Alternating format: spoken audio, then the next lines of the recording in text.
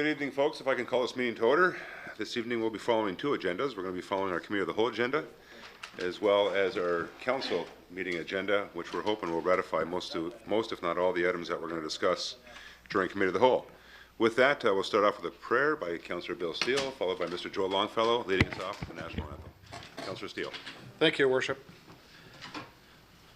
Dear wise and loving Father, if it be your will, would you graciously grant this assembled council wisdom to govern amid the conflicting interests and issues, a sense of the welfare and true needs of our citizens, a keen thirst for justice and fairness, confidence in what is good and fitting, the ability to work together in harmony even when there is honest disagreement, as we go forward with the agenda set before us today. It is in your most blessed name we pray. Amen. O Canada, our home and native land, true patriot love in all thy sons command. Car ton bras s'est porté l'épée, il s'est porté la croix. Ton histoire est une épopée de plus brillant exploit. God keep our land glorious and free. O Canada, we stand on guard for thee. O Canada, we stand on guard for thee.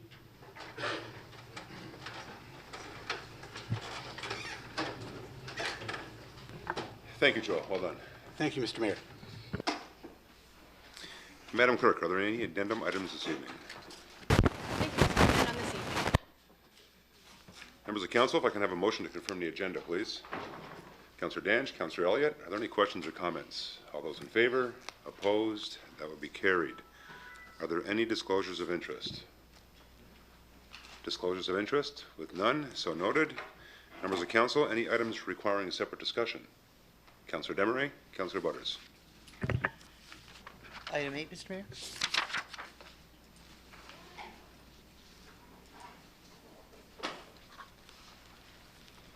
Councillor Butters. Thank you, Mr. Mayor. Item number 5.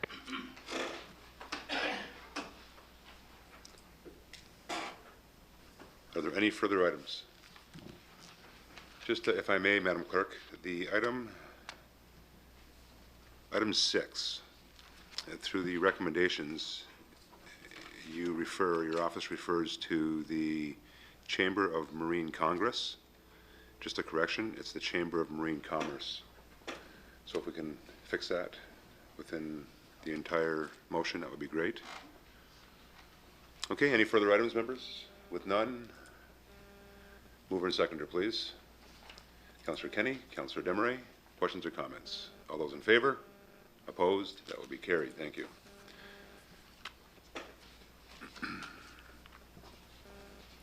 And then move on to delegations. We have Captain Jordan Layden of the Royal Canadian Regiment, Operations Officer, Royal Hamilton Light Infantry, regarding the Canadian Armed Forces exercise Stalwart Guardian. Members of Council, it's on page 9 of your agenda. Captain Layden, welcome. Thank you, sir. Hey, Mr. Mayor, councillors. Just want to push the gray button, Captain. Oh, Mr. Mayor, councillors, guests, thank you for inviting me here tonight to speak about the exercise that's happening this summer. This is my first time in Port Colborne, and I can say it's a lovely city, and this won't be my last time here. I'm the operations officer for the Reserve Force inside of Hamilton, specifically the Royal Hamilton Light Infantry. I'm a regular Army officer based out of Petawawa with the 3rd Battalion Royal Canadian Regiment. I've been working in Hamilton for the past 3 years. And I'm here to talk to you about exercise Stalwart Guardian going on between the 16th and 24th of August. All right, so this is under the guise of the 4th Canadian Division, and the 4th Canadian Division encompasses the entire Army within Ontario. So that's places like Petawawa, Borden, Meaford, Toronto, London, and even St. Catharines.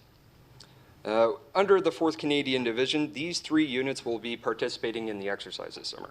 It's 31 Canadian Brigade Group, which is Southwest Ontario, which is London and Hamilton, and as far back as Windsor.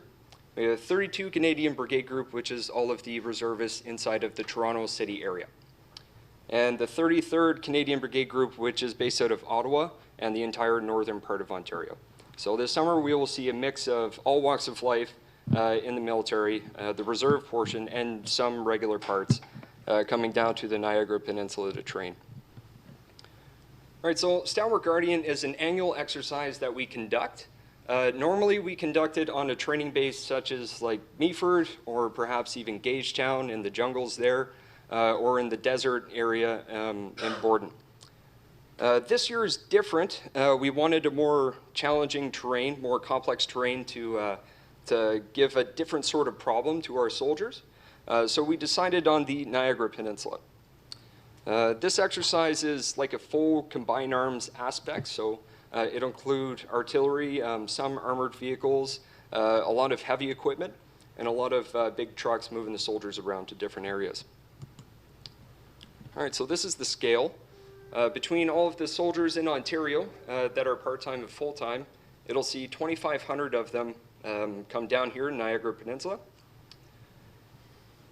You will see them in groups of 30 or 300, or some variance in between that. We normally don't operate like 1 or 2 soldiers off on their own, because they tend to get in trouble. So we operate in bigger groups. And we'll be operating throughout the entire Niagara Peninsula. This will include St. Catharines, Thorold, Smithville, Port Colborne especially. What we've tried to do is keep this in rural, not abandoned infrastructure, but rural infrastructure areas to stay away from the public and try not to disrupt that pattern of life. Keep everybody happy. Okay, why in Niagara? Because it affords us a realistic training environment, something that we don't always see. Like I said, we conduct this exercise for 2 weeks every year, but we normally go to Army bases, and we've seen that over and over again. Year after year, it gets a little bit too easy. So we need more complex terrain to work with in order to better train our soldiers. As well, one of the fringe benefits of participating in Niagara is the chance to interact with the public and yourselves in Emergency Management Ontario. This is something that the Army really is striving for the past couple of years, is interaction with the public, because we are the military for the people. So we have been in discussion with Emergency Management Ontario, that's EMO, and what we've told them is we will see an increased vehicle traffic throughout the entire region this summer. As well, working with the route closures and management of that, we'll do our best to mitigate any sort of impact that it has on the local populace. Naturally, every summer we do have a substantial amount of injuries resulting from training exercises of this nature, and we will work with EMO to inform the hospital of these changes, especially during that time frame. And the point of contact with Canadian Forces is required. That's liaison between myself and my superior commanders with you and your team and your continued support as this exercise moves forward. Like I said before, the local impact that we will have this summer between the 16th and 24th is a lot of local traffic increased. There may be some obstructions due to vehicles breaking down. And you can see on the PowerPoint slide there, we have heavy vehicles off on the left, and as well as some smaller armored vehicles in the center. And we normally use civilian vehicles such as buses and heavy transport in order to move our equipment around. The military presence throughout this summer, they will be dressed precisely like I am now, except they'll be wearing body armor and their fragmentation vest. And most of them will be carrying weapons as well. While they are carrying these weapons, there will be an increased chance for noise to increase. The ammunition that we're using this summer is just a blank ammunition. It's not too loud, but when you get between 30 and 300 soldiers together, it can get quite exciting and quite noisy. We're not having any simulated explosions in the area because obviously we don't want to contribute to any sort of forest fire that might happen in the area. We don't want to exacerbate that. Night activity. Between the work week, between the 16th and 24th, that Monday to Friday we'll see the bulk of the actual movement of troops in and around the Niagara area. And we do move all hours of the day. So that could be 4 in the morning, that could be 5 in the afternoon. But we will do our best to notify the public beforehand that we're actually moving through their area and do our best to mitigate any noise or sound complaints that might arise from that. As well, 2,500 soldiers coming to this city and the other ones in the area. We'll see some local purchasing of coffee, fuel, water, some inject of funds into your local economy. But it won't be on as grand a scale as I'm sure you guys would like. I know I would appreciate eating out, all 10 days of the exercise and contributing to the local economy, but that's just not the case. And I'll accept any questions if you have them. Thank you, Captain Layden. Members of council, any questions or comments? Councillor Bodner? Thank you, Mr. Mayor. Through you to the captain. I would imagine you get permission to go on people's property, like farms or wherever you're going to be, or rather than just show up and surprise them. I'm just...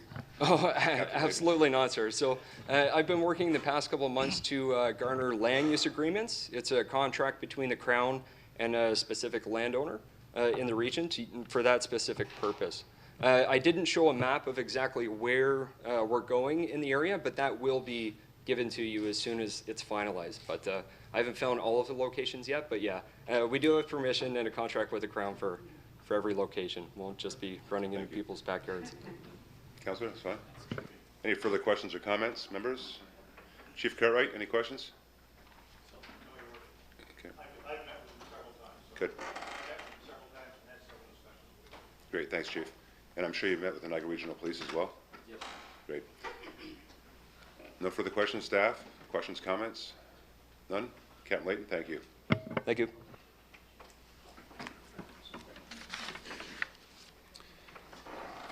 Members of council, we now have a second delegation, Mr. Bob Bryant, who's the Vice President and General Manager of the Niagara Regional Broadband Network, and he's going to give us an overview on the Niagara Regional Broadband Network Company.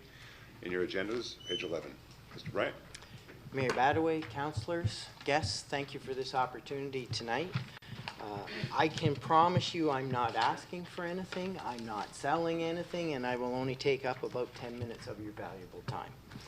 So what we're going to do tonight, much like a number of you on your biographies where you are keenly interested in stimulating the economy and bringing businesses to the economy, my message tonight is we're here to help.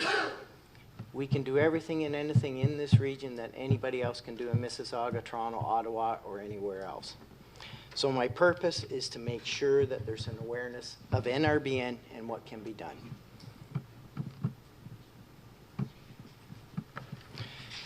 So I'm sure you're aware, but our history, we've been around 10 years this month and a success story. We have over 680 kilometers of fiber in the region, and we're growing. Every day we're growing. We believe that support for customers in the region, commercial customers, because we only do commercial, we don't do residential, should come from the region, not from outside. So in April 2012, the board of directors of NRBN made the decision to bring everything in-house, and we started operating a network January 1st, 2013. For the past 10 years, we've been the provider of choice to most of the MUSH sector in the region, and we continue to grow with them.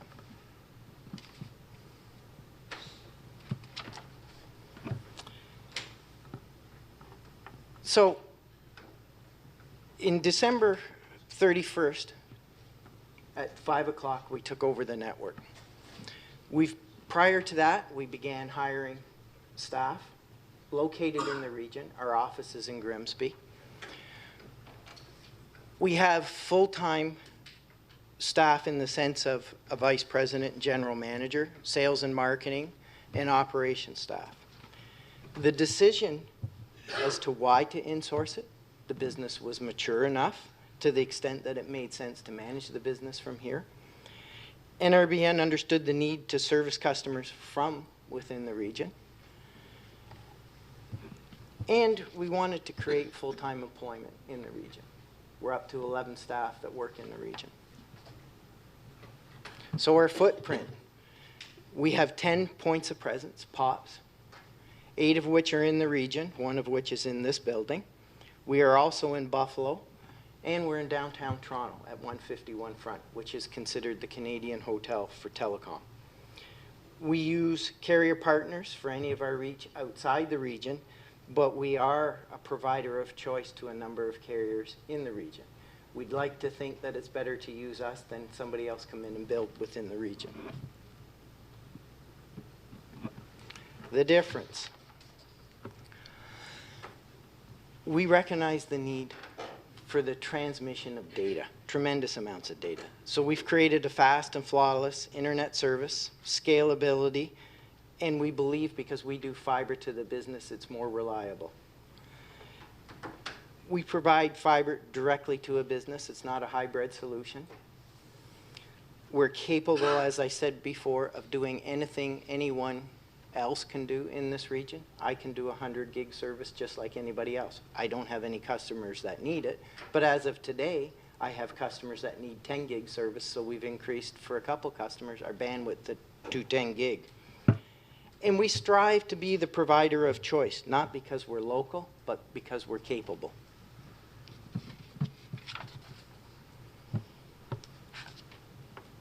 What I really want the message to be is that we pride ourselves on being able to service small to medium businesses in the region, as well as any of the big businesses. We treat them all the same, regardless of size. We have customers that are here in the region, as you well know, but our customer reach is outside the region. Sault Ste. Marie, Cornwall, New Jersey, and as of last week, Texas. So the difference, we're scalable, we provide secure data transfers, and it's a redundant, reliable infrastructure. If one side of the network goes down, the other side takes over. Again, why would you choose NRBN? Our pitch to our customers is trust. We're 10 years and growing stronger than ever. Service, personal touch. We're in the region. From here, from this office to our office is about 40 minutes. That's where we come from. When you call our network operations center, you talk to our people in Grimsby. Growth, we operate the largest fiber network owned in the region. And by that I mean the ownership of the fiber network is in the region and run from the region. We believe in the region, so we're investing in it and we keep growing with it. And we want to be part of the community that drives technology change. About a year ago, there was a post on LinkedIn, and the essence of the message was the year 2013 and 1980s thinking. We responded that we've just invested $1.5 million in a new network. We have all the services that everybody else does. You can do everything in this region that you could do anywhere else, Mississauga, Toronto, Ottawa. Our future direction, we're going to continue to increase our network by investing in the region. We're going to continue to deploy fiber to ensure that we're ready for any growth that comes at any time. We're offering additional services now, not just data and internet, but we'll begin to offer voice and storage services. We will go anywhere with any group to help stimulate a local economy. Some of the business development officers in the region have a link on their page when they look for data capabilities within the region and point them to our network. We're a fiber-based network. We're not a fiber plus DSL or a coax hybrid. We're a fiber. So as I said, we're here to help. We'll go anywhere, anytime that we can to add, bring a new business to the region. In May this year, we put out a press release talking about NRBN and the investment in the network. And we can forward it along if you haven't seen it. But what it did say was what scalability is in the region. The Internet of Everything is here in the region. And if you notice or listen through the presentation, it's the region. It's about the region. We read about trying to stimulate. We read about trying to bring companies here. We really want everybody to know the Internet of Everything, as Cisco calls it, is here now. You can use it now. The press release, and it was in Canadian Newswire, went out to a number of entities, but I can tell you, as of the end of May, 6,734 news agencies picked it up. So there was 600 and almost 6,800 downloads that people read about Niagara Region's capability, and what can be done here. So as I said, I won't take up much of your time. I'm done. I'm not asking for anything, but I want everybody to ensure or understand that we're here to help, and we'll go everywhere, anywhere possible to make sure that business comes this way. Thank you very much. Thank you, Mr. Bryant. Members of council, any questions or comments? Councillor Elliott? Thank you, Mayor. Through you to the presenter. I guess with the change in your business model with being in-house and taking on more staff and developing more, I know it's only been just over a year and a half, I guess, since you've changed. Has there been a noticeable change in revenue streams? Obviously, your expenses with staff taking on have grown, but on the revenue side, have you noticed a new stream or more development from that particular area? Thank you, Councillor. Mr. Bryant? Yes, we have. Previously, we concentrated on the mush sector. Now we've started to work with not only existing customers and providing diversity for their existing networks, but new customers. Customers that we would call enterprise, that we previously didn't go after. And we've even gone down market, so we're working with the smaller, very small to medium business, the $300 to $600 a month spend to put them on our network. But over the last 24 months, we've added approximately, I will say, 15 to 16 brand new customers. I can tell you for sure 3 this week that we're with other providers in the region, so our revenue stream has increased, yes. Councillor? Great, that's good news to hear. Do you have projections for growth over the next, let's say 1 to 5, 1 to 3, 1 to 5 years? Are you that far out? And I noticed you did say that residential service is definitely not provided. Is that something you will continue to stay away from, or will you look to develop into that sector, or just absolutely not? Mr. Bryant? I will answer that the best way I can at this time. We look to increase our revenue each year. We look to add new customers. It's challenging in the sense of brand new customers because there's very few brand new businesses that relocate to the region. But what I can say is we've become the provider of choice for a number of carriers that are in the region that don't have their own network, that are also bidding on significant contracts. So, for example, Hydro One Telecom just won the e-health business back, which was perceived to go to another carrier. That will stay with us. If you're on the Rogers network, there's a good chance you're on our network in this region because they come to us and buy from us. So do I expect growth over the next few years? Absolutely. Can I say it's 9% in 2015, 12% in 2016? Not at this time because we're still collecting data. As far as residential, you never say never, but it's not our core business right now. So we want to make sure we do what we do to the best that anybody can do in this region, and then we'll look at other businesses from there that are different than our core competencies now. Okay. Further questions or comments, members? Just a few questions. And great job, Mr. Bryant. This is sort of near and dear to my heart, as you well know. Back in 2001, myself and the regional chair of the day really championed the inception of the NRBN to ensure not only the service, but also equally, if not more importantly, the rate of return that the partner municipalities have with respect to forming a new company. Just before I ask you a question, I just wanted to set some premise to the conversation here. Mr. Heil, what was the city of Port Colborne's initial investment with NRBN, and with that, what is that investment worth today? Your Worship, the city invested around $375,000 initially For 25% shares? for 25% shares. And right now the company, according to the most recent numbers, is somewhere between $32 and $40 million. So the shares here would be around $8 to $10 million. Thank you, Mr. Howell. So, as members of council, especially those that were here in those days, when hydro was being sold, for the $60 million that we got for hydro, the council of the day was very prudent with respect to ensuring that we had another dividend coming in, hence the reason why we invested in this company, and the rate of return has been quite robust and extravagant since that day. With respect to dividends, Mr. Bryant, we received some dividends in the early days. Peter, if I may, when was the last dividend that the city of Port Colborne received? Through you, Mr. Mayor, I believe it would be about 3 years ago.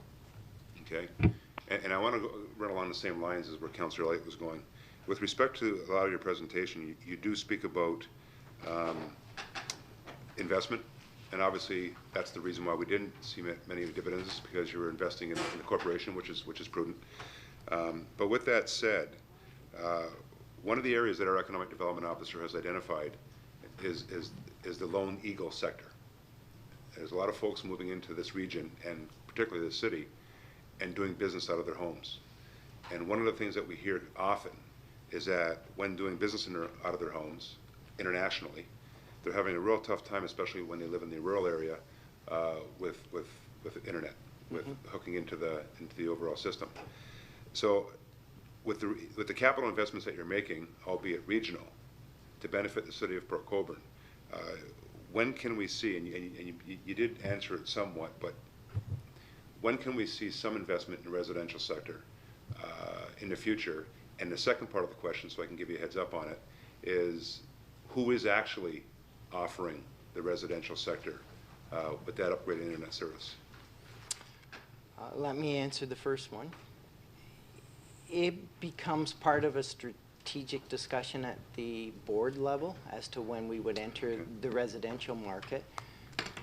Again, I would never say never, but we want to get core business right first, finish our strategy of refreshing our network and migrating all of our customers over to the new network.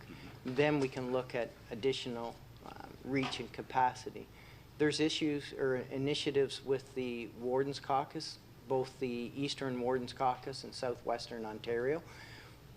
We've tried to push some of the business development officers at the region level and individually to work with the Wardens Caucus, so we're still pushing that. That gives us grant and infrastructure money for the region to invest in the rural areas.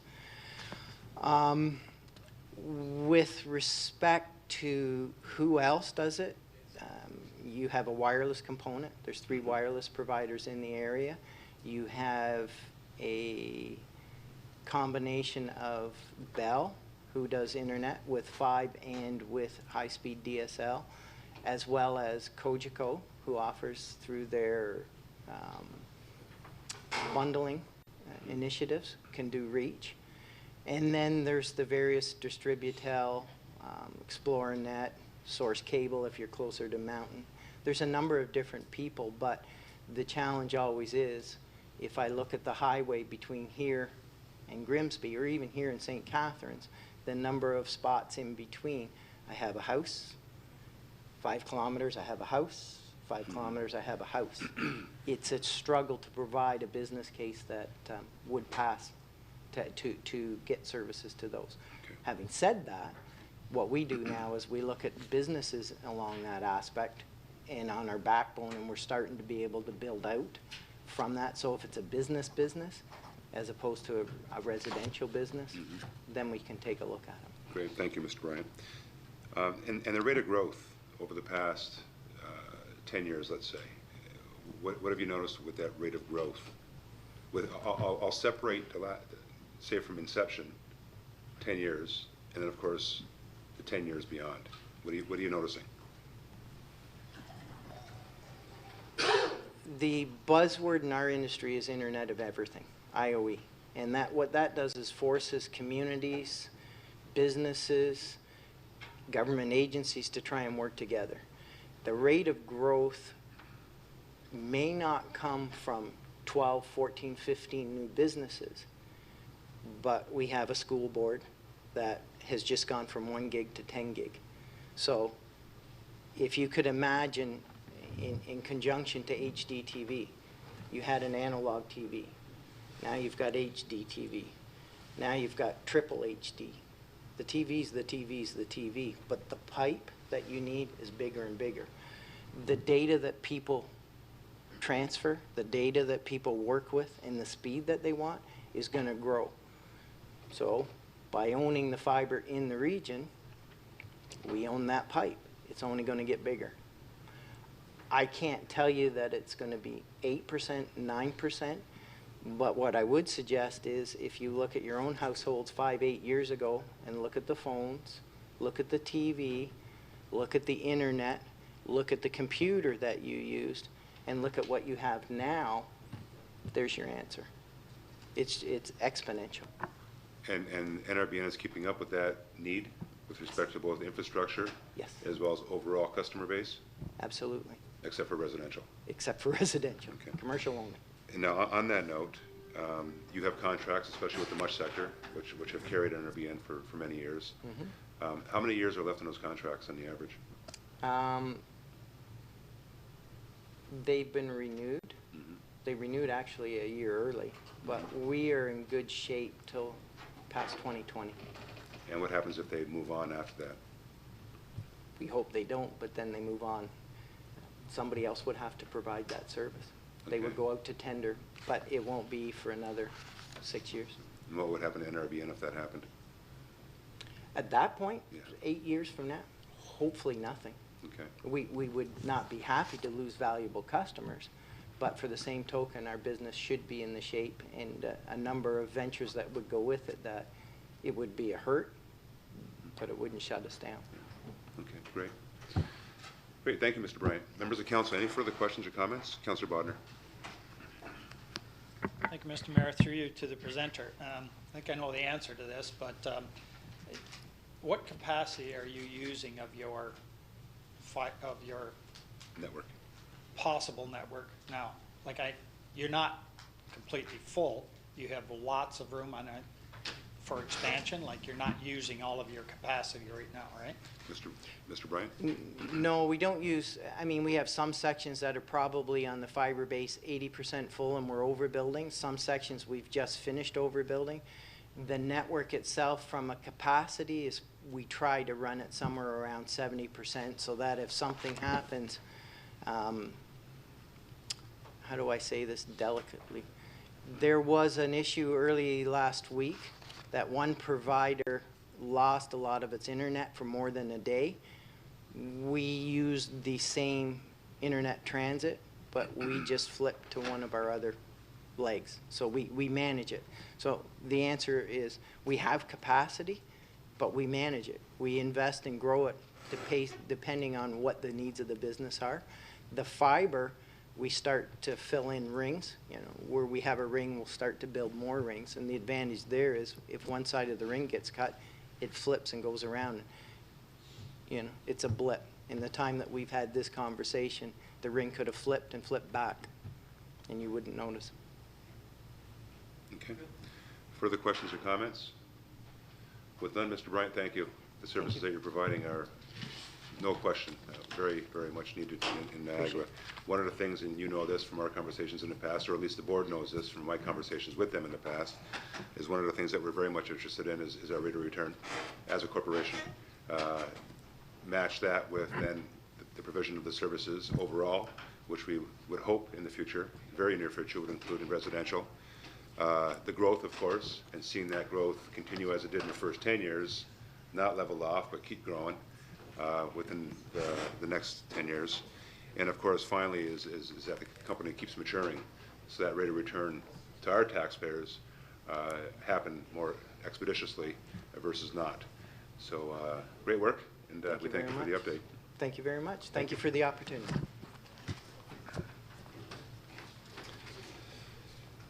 Members of council, our final delegation this evening is Mr. Cal Payton, no stranger to the chamber. Mr. Payton is going to speak to us about the proposed installation of a modular structure for a portable headquarters for Pokemar to be placed at the east end of the Sugarloaf Marina parking lot. On your agendas or within your agendas, page number 23 is the presentation. Mr. Payton, as always, welcome. Welcome to the chamber.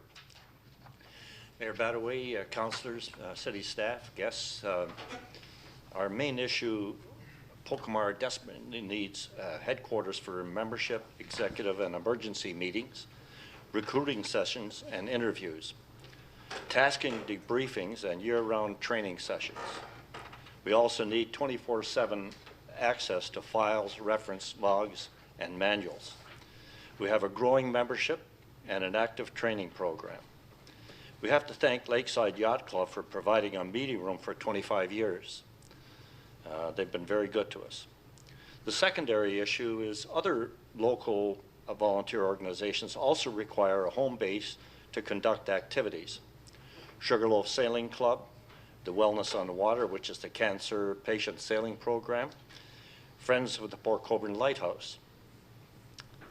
Option A, Pokemar is looking to acquire a 24 by 32 foot used modular building, similar to a school temporary classroom building, and locating at the east end of the Sugarloaf Harbor Marina parking lot, provided that all criteria are met for a building permit. After meeting last week with the planning department, building official, and community services, it is felt that this option has merit and can be investigated for compliance to all engineering specifications as well as financial responsibilities of Pokemar for services to be hooked up. Site plan, building permit, electrical serviceability, access are all being investigated. We have an update. Option B was presented to Pokemar at meeting last week. Presently, no plans for the second floor of the service complex, formerly Marlin Marina Service Center. The opportunity for Pokemar to enter into a long-term lease agreement with the city of Port Colborne to occupy this area instead of purchasing and installing the modular building at the east end of the parking lot. The advantage would be a much less financial burden to Pokemar. The square footage available is larger with option B than the modular building, and the required services are already in place. The layout would be suitable for Pokemar's need as well as the other volunteer organizations. The second floor would be well looked after as Pokemar has a good reputation for stewardship of building premises. Pokemar would respectfully request that the lease be as long-term as possible. It is important to establish a secure headquarters that can be relied upon for a long-term law.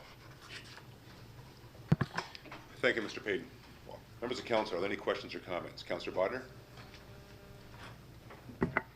Thank you, Mr. Mayor. I'm extremely happy that option B was presented to Pokemar. I took a tour after I found out about this of the marina area, and it did look like original option A may hinder some expansion of the facility we have there for storing boats. This option B seems like a really great idea. I'll ask staff, where's the entrance to the upstairs? Sorry, I don't know that. Is it through the downstairs or is it outside? And the reason I'm asking that is, would that hinder our ability to do anything, say lease the downstairs to somebody else? Is it just completely separate? Staff? Mr. Hakeem? Through your worship to Councillor Bodner, it's a separate entrance on the south side. There's a separate set of stairs. And there are some compliance issues that we have to discuss with Chief Building Official further since changes have occurred, but basically it is a separate entrance, so it wouldn't hinder any future use of the lower part of the building. Thank you, Harry. Councillor?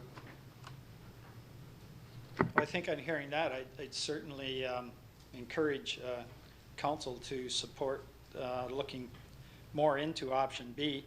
You know, as a council, we've supported Pokemar, and quite frankly, we need Pokemar's ability to be out on that water and servicing the boaters and the visitors to this area. So I'm confident that staff and Pokemar can come to some agreement, and that our engineering and building people could lay out what we need to do. And you know, I think we should continue down this path, you know, until we have to say no or yes, hopefully. Thank you, Councillor. Councillor Elliott? Thank you, Mayor. Through you to staff, I guess to Harry. There is a residential component, I think at one time there was, to the upstairs on that building. Does this take into account that, or, yeah, I know it was kind of residential, but are we talking about the whole upstairs? And I share Councillor Bodner's support, that we've supported them financially. I mean, this would be a great win for them and meet all their needs. I'm assuming that. I don't know how much work on the interior needs to be done to support what you want to do inside, but you know, if there's not too much work to do and everything meets your needs, you know, I'd definitely support it. But at one time there was a living space up above there. Thank you. Mr. Howe?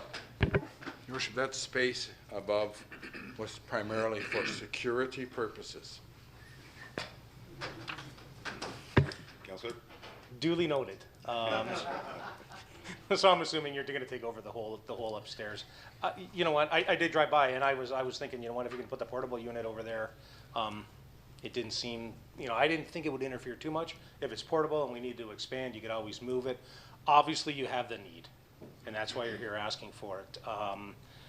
You know, like I said, we support them financially. I would like to see, you know, a very minimal lease agreement. And you did say that you needed it for as long as we could possibly give you one. Yeah, for a long, long time, I guess you guys could have it. Your service is indispensable. I mean, we actually need Pokemar, and there's no doubt that your service across the lake or on our shore for sure. So, yeah, I'm sure that we can get this done. Thank you, Councillor. Councillor Steele? Your worship, in order to bring this forward, can I ask for leave? Pardon me? Ask for leave, council? Absolutely, absolutely. Councillor Steele, seconded by Councillor Elliott. Questions or comments? All those in favor? Opposed? Carried.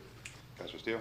Thank you, Your Worship. I'll move that the Council of the City of Port Colborne support Pokemar coming into an agreement with the City of Port Colborne for use of the second floor of the former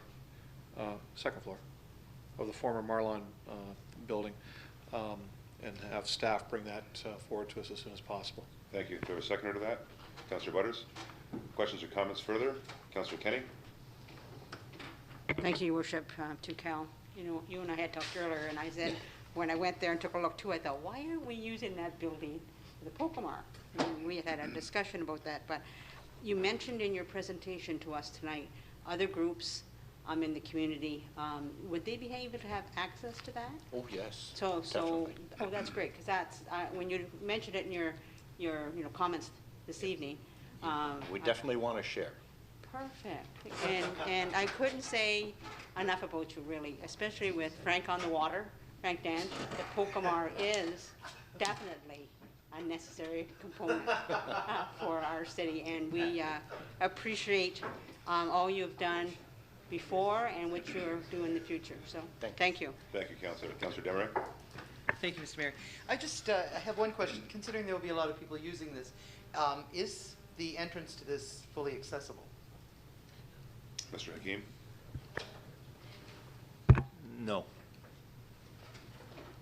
Okay. Councillor Butters? You had a question? No, I'm Are you good? Just go forward. Great. Further questions? Councillor Danch? A rebuttal. I love boating. Cal, do you guys really want to go up and down stairs? I mean, I think the portable would be nice to have out in the parking lot. You know, I'm sure you guys would do it upright, and then you would get rid of that issue of other groups going up and down stairs all day long. I mean, accessibility, of course, is part of it, but like, in all honesty, which would you guys prefer? Would you like to have your modular building, or do you want to go upstairs? Mr. Payton? To be honest with you, the modular building and the cost and getting it there, the cost of buying it was not too bad at all. It was a good price. But we're looking at unknown figure to get the thing in place and get it working. I think the option B option B is the better way to go. And the stairs are not a problem. We're active, so we can, we're not looking at taking up people who are in wheelchairs or anything like that. Great, thank you. That's fine. Further questions or comments? I do support the recommendation. However, let's not get too far ahead of ourselves here. I am currently in discussions and continuing discussions with CBSA, Canada Border Agency, as well as the RCMP and the Niagara Regional Police with respect to looking at some partnership with that building being used. And I think it would be a perfect marriage with the Pocomar, because you are somewhat of an agent of the Canadian Coast Guard. Right. And I think all occupying that building, what I'm discussing with those agencies is the possibility of consolidating in one location, including the location of the marina, the NRP Marine Unit, the RCMP Marine Unit, and of course CBSA and their activities in the water. The discussions are just starting to happen now. As a matter of fact, we're looking at calling our first meeting within the next few weeks, although I have been sort of informally having discussions with different agencies.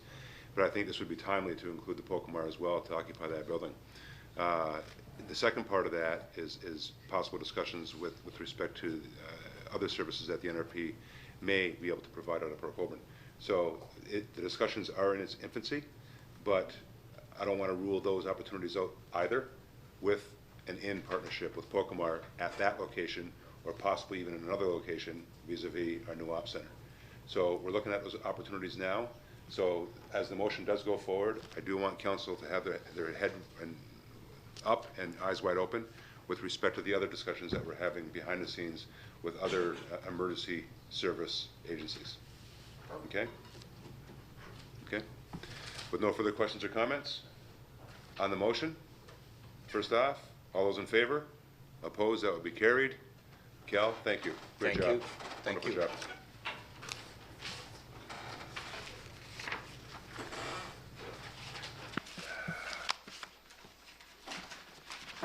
Members of council will now move on to the regional councilors report. Councillor Barrick, you're up.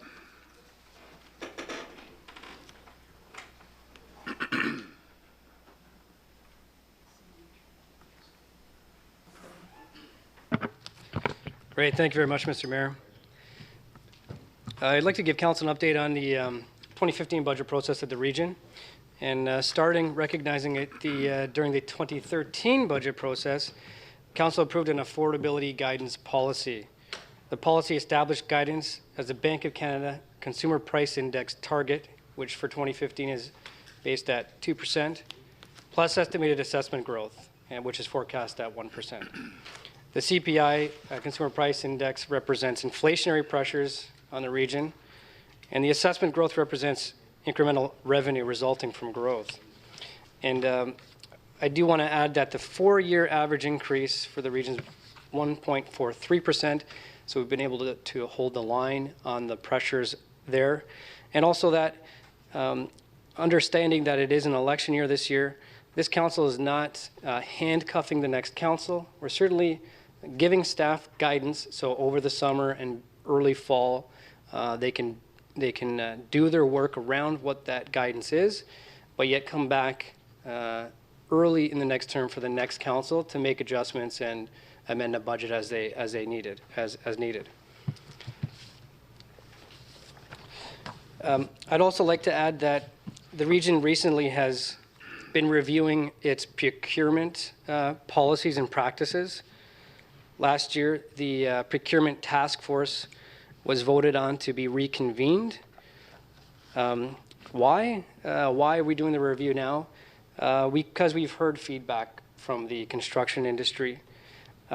We've heard feedback from suppliers regarding our bidding process. We've heard that the region's taking too long to pay contractors. There's a feeling that procurement methods were inflexible and too complicated, and suppliers are unclear regarding who to contact with questions, complaints, and dispute resolution processes. It's also an opportunity for us to leverage our new financial management system, and we do have some key outcomes in place as well. The overall scope of the procurement review does include seeking feedback and input from a variety of stakeholders. It also allows us to review our bylaw and as well as process procedures and accountabilities, understanding that council has oversight. We've had a lot of stakeholder engagement already, and the next steps include the purchasing bylaw revision to come forward in the fall. Part of it is potential use of a fairness advisor role for the process. And as part of the fairness advisor role at our last regional council meeting, I have personally pushed for a value for money auditor role as well. So that has been captured, that will be brought back so that the fairness advisor ensures fairness for suppliers and bidders and contractors, whereas the value for money auditor would ensure fairness for taxpayers who are buying all these and paying for all these goods and services. So I wanted to bring this council up to speed on that, and the revised bylaw will be presented to regional council in the fall of this year. That's my report this evening, Mr. Mayor. Thank you, Councillor Barrett. Members of council, are there any questions or comments? Councillor Elliott. Thank you, Mayor. I guess just one question, Dave, with the fairness end of it. Are you looking at it from a bidding perspective, or are you looking at it from a replacement perspective, as much as value for money in what you're buying, or value for money in what you're spending on a needs go forward basis? If I'm explaining that right, are you looking at the replacement time frame for fairness, or are you looking at awarding tenders to the lowest bidder, or spending more money on something that may get you a few extra years out of the purchase? On which end are you looking at? Councillor Barrett. Thank you, Mr. Mayor, through to the councillor. Great question. We're shaping the rules right now. In fact, all of the rules will be third-party consultants. They won't be full-time employees, FTEs. They'll be brought in on an ad hoc as-needed basis. And they're suggesting, 1, a fairness advisor, 2, a fairness monitor, and then 3 would be more reactive if we get a complaint, and that's to bring in a fairness auditor to audit the process from cradle to grave and ensure that we are in fact meeting our processes and procedures. The value for money auditor piece is sort of the second point that you kicked on in terms of ensuring the lifespan of products, ensuring that the quotes that we're getting are in line with other areas, including the private sector. So right now, those roles are not in place, and we've heard from the community that it would assist them in gaining confidence in the region's procurement practices. Okay. Further questions or comments, members? With none, just 2 further updates, Dave. With respect to Northland Point, members of council are aware that Northland Point is being refaced. That's going to be happening within the next 2 months. I think I can see the smirk on your face, Ron, but those councillors that were on council back in the day when they built Northland Point can recall the opinion that this council had with respect to the fascia of Northland Point, and how disgruntled we were with the siding they put on there. I think if you go up to Northland Point and take a look at it, you can see the condition it's in after 10 years. The region has finally recognized that something needs to be done, so they will be refacing the entire Northland Point with a stucco-like refacing. It's not stucco, but it looks like stucco, and it's going to be very durable with respect to the conditions along the lakeshore. The second update I wanted to give you as well is with respect to childcare. I know Dave's aware of this, that the childcare center at Northland Point is in demand of some work and is going to be needing a great deal of capital within the next 1 to 5 years. So we're in discussions right now with Community Services on looking at the future opportunities to, 1, look at either a new home or a revamped and updated home with respect to capital work at that site, as well as more spaces being available for childcare because of the plans of subdivision that have just most recently come onto the books in Colborne and the expectation of residential growth within the community. We're looking at adding more spaces available at our childcare center, either again at that site or in a more appropriate site that might be closer to those, or more closer to that residential growth in those areas of the city. So just an FYI on that as well. Okay. With no further questions or comments, Councillor Barrett, thank you.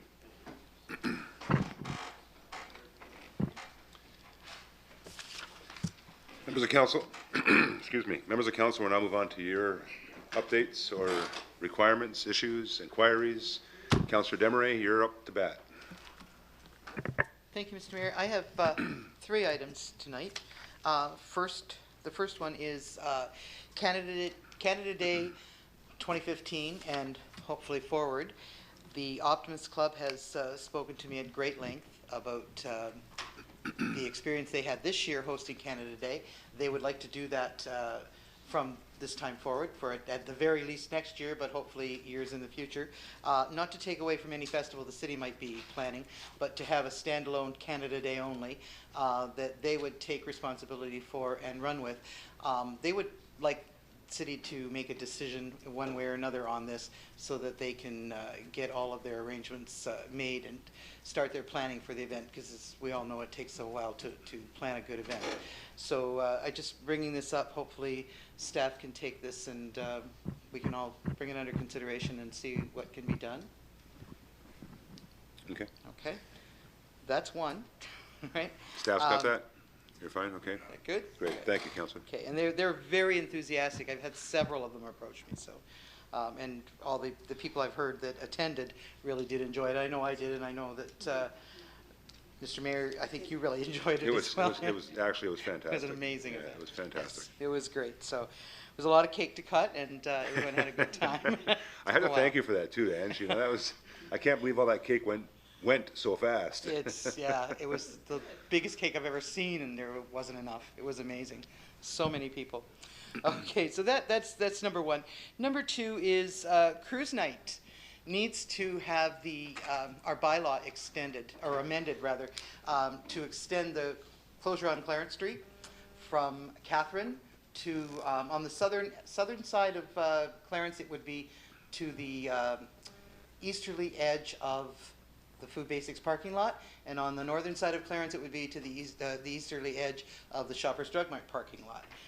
So it's basically about a half a block extension. They've reached a limit, and there's a few people here tonight that certainly could speak to it if need be. Gary Gaverluck and Tony Spitari are in the audience, and they're in the gallery rather, and they could certainly speak to that. Okay, so before you go any further, Councillor, if I may, did you want to raise that tonight? I do. Okay, so if we can have leave of council, please. Councillor Bodnar, Councillor Elliott, any questions or comments? All those in favor? Opposed? Carried? The clerk loves when I do this. Go ahead, Councillor. Thank you, Mr. Mayor. Okay, I would move that we amend the existing bylaw to include that half-block extension. Okay, members of staff, questions, comments? Mr. Howe. Worship, I was aware this was coming, and I think it's probably pretty important for city staff and engineering operations to look at dead-ending a road into somebody's private parking lots. I think that may be a concern. I'm not sure whether or not while the businesses need to be open for access, but dead-ending a road without some place to turn properly may create some grief, and I think that permission should probably be sought from both Shoppers Drug Mart and the grocery store. Thank you. Staff, anything further, Mr. Hanson? Well, Mr. Mayor, I think the CO brings up a valid point. Stopping it in the middle of the block does not provide a turnaround. So if we're not at an intersection, we'd have to, I'm not even sure it'd be wise to ask for the turnaround within the parking lot itself. So perhaps an extension right to the Elm Street intersection may be more appropriate, given that the businesses are on board with it. It'd be much safer. Okay, thank you. Councillor Elliott? Thank you, Mayor, and thanks for Councillor Desmarais to bring it up. I was going to ask too. I think we had a conversation. I'll ask for leave if the gentlemen want to speak, Tony or Gary, but I think we had a conversation with the extension right down to Elm Street, in that it creates a problem with no exits out of both Food Basics and Shoppers and 7-Eleven onto Clarence. Now you've taken away their exits, leaving Shoppers and 7-Eleven with just the exit onto Elm Street. But if you've got 2 or 3 cars parking in the gas pumps, now that's blocked off, and then you've only got one exit out onto Elm Street from Food Basics too, which really ties things up. And I guess I'll throw this out, and I'll look for nods from the car guys. If the Clarence Street extension is going to be an issue in which, in the workings of it may be, without having a turnaround, I would ask therefore then that we have permission for the Market Square parking lot. It would only seem to be a logical extension of the car show. If that's okay with the two gentlemen walking slowly to the mic, I would think that would be the next logical place that we could park cars safely and allow people to walk around and see them. I do know that there are a couple of events coming up later in the year that are going to be extremely popular with a lot of space needed to park, namely the race car night and the big truck night. We're going to need some extra space to park those. So I would think that would be the evolution of it, to take over Market Square on an as-needed basis. So I'll leave it up to the clerk to tell us what to do and to staff to help us along the way. Thank you, Councillor Elliott. Gentlemen, welcome. Thank you. Let's get some feedback from you folks. Well, a couple of quick updates. We are currently, last week was 178 cars in our downtown. We had Corvette night. Right. And there was 48 registered Corvettes. We know there was a couple that were parked on King Street.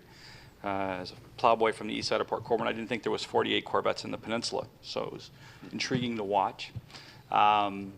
Everything's going fairly well. Yes. From a traffic control perspective, the right move for us was to close those streets down. The debate we're having internally, and I'm pleased to hear staff kind of agree with us. The original debate that we had was to close the road now all the way to Elm. That gives two accesses to the Shoppers 7-Eleven on the one side and two accesses to the Food Basics on the other side, one off of Charlotte, one off of Elm. Right. So each business will have two. From a safety perspective, that's probably the best way to go from where we sit.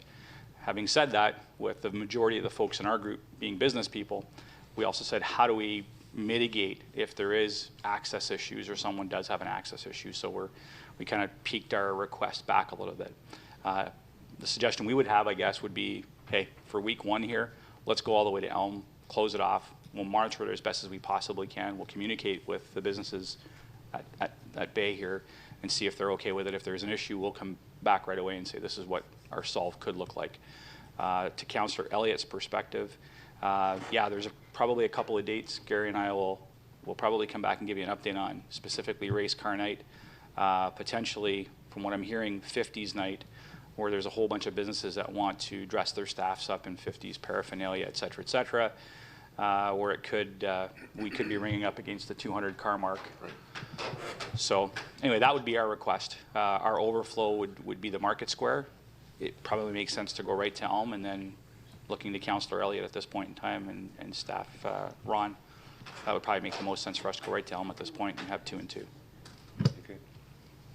Thanks, guys. Councillor Kenny.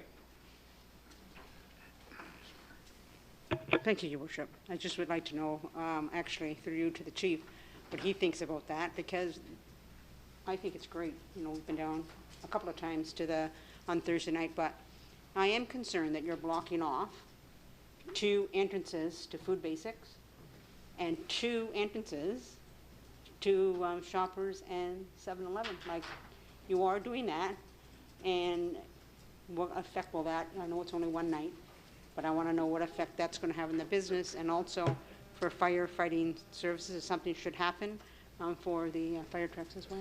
Well, I'm going to first. But I'm concerned about that. I think the first question can best be answered by the folks that operate those 2 locations. Hence the reason why I think the CAO brought that up. But I'll go to the fire chief. Your Worship, we still have access to them. I've monitored it on Thursday nights. I've come down, taken a look at it. My only concern is after hearing what was said earlier tonight with regards to larger vehicles, we've got to make sure we've got access down the core, down the middle, so we can get either way. That's very important. I will give you a width that we'd be looking for to be able to come down through there. But the reality is, I think the other 2, as long as we know it's occurring, we can certainly put a plan in place to deal with that. Great, thank you, Chief. Further questions or comments? Gary, do you have something to say? Just for everybody's information, one of our first mandates was to make safety our overriding priority. The contingency is there, and we welcome the information from Chief Cartwright with specific to that night. We are parking the cars diagonally, and there is an insurance that emergency vehicles can get through there. We had an incident, not an incident, but an opportunity to test our emergency response with an ambulance that came through. I think it was around 7 o'clock last Thursday. Our guys at King Street immediately noticed or heard something was coming. They took the necessary steps that we'd already discussed to ensure that there was no pedestrian or vehicle traffic moving while the ambulance went through that particular intersection. So like I said, safety is our overriding priority. We do have the contingencies in plan. We're always looking for opportunities for improvement. And my question, Gary and Tony, is when did you want this done by, this bylaw amended? When would you prefer it done by? I know you prefer it for this Thursday, but I think with all due Only kidding. We would really graciously like to have it for this Thursday. The need is there, but we feel we can work around it if we don't, but it would be it'd be a big help to us to get it this week. What I would suggest, members of council, is that due to the timing issues, and we don't have another meeting for 2 weeks? 2 weeks, Ash? Okay, what I would suggest we do is I think the two businesses must be spoken to, or spoken with, I should say. And I think this with all due respect to those two businesses, well, more than two businesses, the mall, the strip mall where Shoppers is, as well as the food basics. And I think we own that. So I would bring the motion forward, conditional upon them agreeing to it. If there is a problem, then we just won't be able to do it based on their concerns. Having said that, is there an opportunity to use Market Square, though? Yeah, I mean, there's going to be, Mayor. The significant issue that we have is we're starting to draw, this week I'm going to go into our memory bank. We had Maple, Vaughan, Mississauga, Burlington, New York State. We had a 53 vet come up from Rochester, and the rationale, the reason everybody's excited is angle parking in a downtown. Most of these high-end vehicles, they will not park in a parking lot. Like I know there's cars Gary has and cars I have. We won't go to Welland. We won't go to a car show because when you start parking these vehicles side by side, you know somebody's going to open a door, or worse, a pedestrian's walking by with a set of keys next to him, and the next thing you know, you're replacing a $12,000, $13,000 paint job. So one of the things that we're getting from all the car shows around town, I got accosted today going into Young's Automotive, was, man, whatever you do, don't change the profile of how you're parking the cars. The other thing that we must share with council and with staff is we are taking our volunteer base very, very, very seriously. I know Councillor Desmarais and Councillor Elliott have watched us. Nobody is part of our volunteer group unless they own at least one classic car. We're not being snobby, but what we're doing is we're trying to give people, we're trying to give them the comfort that we love your car probably more than you do, and we're going to take care of it while it's here. So Market Square for us will be a great overfill. It's for the folks, to be candid with you, to Chief Cartwright's question, we're asking for this extension because it's way safer for us to park cars. Because what we had happen last week is folks just parked on King Street, folks just parked on for the Market Cafe there, and they opened the doors, popped their hood, popped their trunks, and the next thing you know, you got a car show happening that none of us are controlling up King and up the other roads. So let's talk about that, Tony. Let's talk about King and West Street, and even West Street on the north side of Clarence towards Princess. Is there some opportunity there as well? I'm going to switch gears with you now, Mayor, and go to the BIA side. Not a lot of interest with the merchants on West Street to have any of their parking spots taken at this point. On the other side of West Street, I guess what I'm going to say, Gary, is folks really want to be on the strip. They don't want to be hidden away. Right. That's the feedback we're getting from virtually every. Gary's making a real big point. He's probably our biggest Port Colborne cheerleader because he's going to every car show in Ontario promoting our car show. And so how about King Street between Princess and, say, Charlotte? I think that happened naturally. That's happening naturally. It's doable. We could parallel those. I'm just trying to get you some more room without impacting those businesses on the west end of Clarence Street.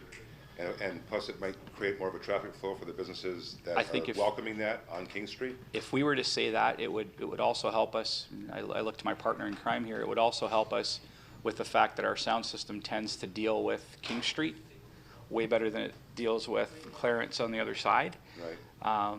So yeah, I mean, I don't want to sound greedy, but I would probably take both. If I could, I would say conditionally, let's go to Elm Street. And we're all business people, so we're all apt to go down and have a chat and say, look, we'll mitigate that and move it inside of those two accesses so that all the accesses are there. And if you guys see fit, and I'm looking at Councillor Elliott specifically and Councillor Desmarais, allow us to parallel park on King from, I would say, from Charlotte on to, is that Princess? Princess, yeah. If we could do that, if we get your commitment to do that, we'll commit to be back here a week from now or 2 weeks from now and give you an update with pictures on what happened and what didn't. We really don't want to turn folks away because it's generating a lot of buzz within the car community. We're actually now to the point where we haven't taken a sponsorship dollar yet from anybody, so Italy at this point in time, and sort of capital from them and blood, sweat, and tears from our volunteer group is funding the whole thing.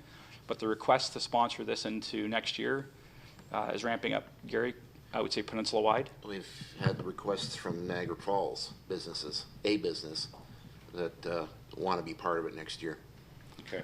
We don't want to slow it down if we can, Mayor. Right. Councillor Desmarais?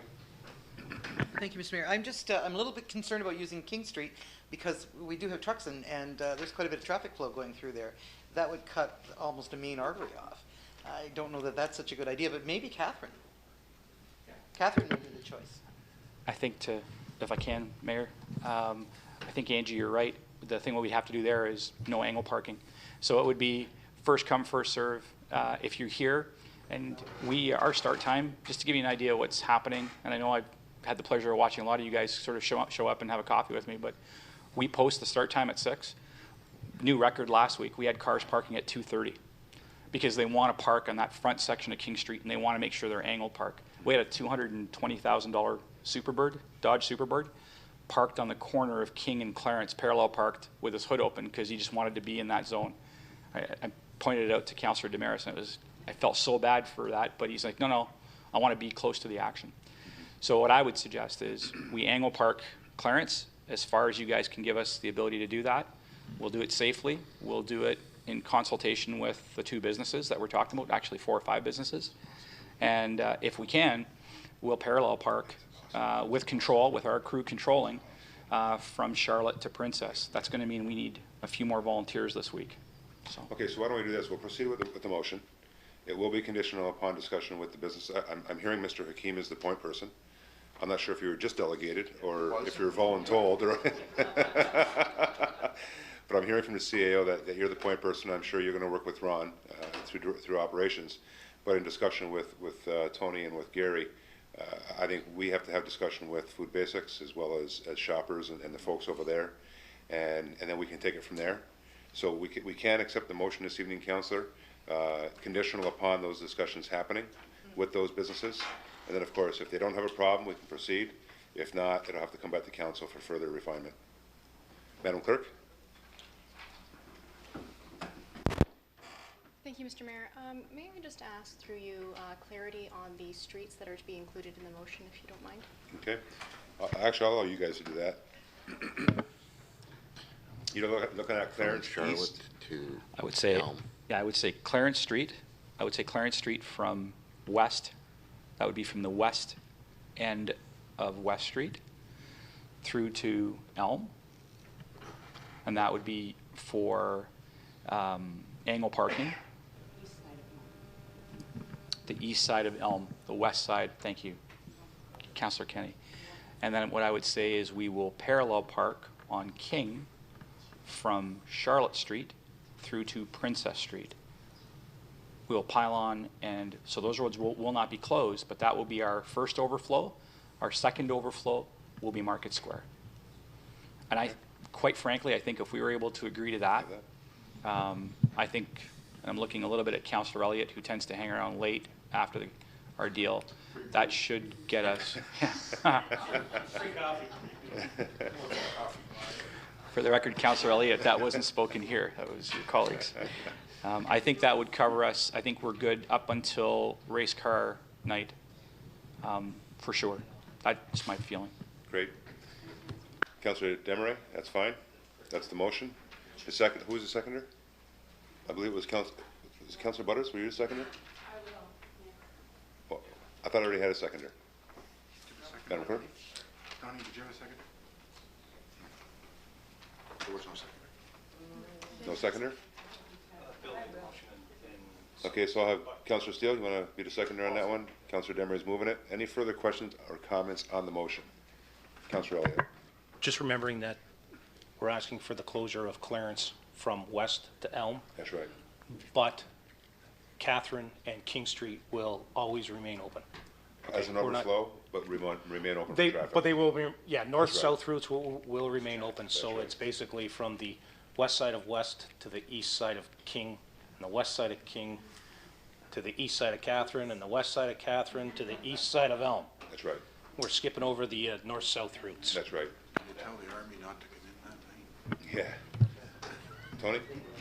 Just one thing we'd like to mention is the Thursday before Canal Days, we are having the pre-Canal Days car show party on Clarence Street, and it is a city council sponsored night, so we'd like to see everybody out there, staff members too.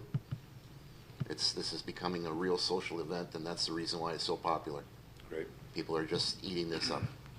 Well, if I can get out of the region, they seem to consume my Thursday nights. I was Right, surprised. Dave? Send an alias for We'll you. be there. Yeah, send an alias. I'll get a cutout or something. You sit on the corner, right next to that Sounds an $220,000 car. The one thing we'll have to know is, as Councillor Elliott knows, we sort of tend to dress up for the event with our Port Colborne Downtown Cruiser Association T-shirts. We've got them all for you guys for that evening. I think it's just a really good opportunity for us as an association to show how we're working with the city, and our desire and hope is that other groups that have an idea can do the same. They can realize that you guys are all approachable and are as pro-business and as pro-community as you should be. Thank you. Thank you, Tony. Thank you, Gary. Further questions or comments, members, on the motion? All those in favor? Opposed? That would be carried unanimously. Guys, thanks a lot. And guys, great job. You know, there's no question that bringing folks, the amount of folks that you're bringing to our downtown really, truly helps with not only the city as a whole, and that would be WHOLE, but also the city's business sector, the retail sector, with respect to that part of the city, but even other parts of the city. These folks are traveling all around the city when they come and see these cars. But you know, with that, with the art crawl, with all the different activities that are being brought by volunteers down to the downtown, really helps out that retail sector. So good on you guys. Great job. Thank you.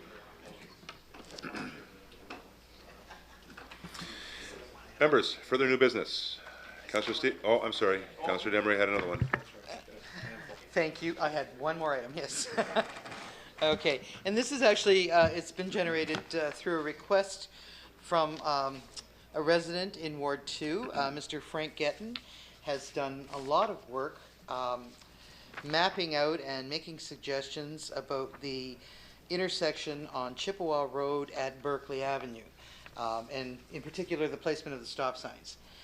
He has a report that he's generated. He's worked closely with Jim Hoopinen on our staff, so there is an awareness already on the second floor about this. And as a result of this, what I would like to do is see staff take it on, have a really good look at this intersection, and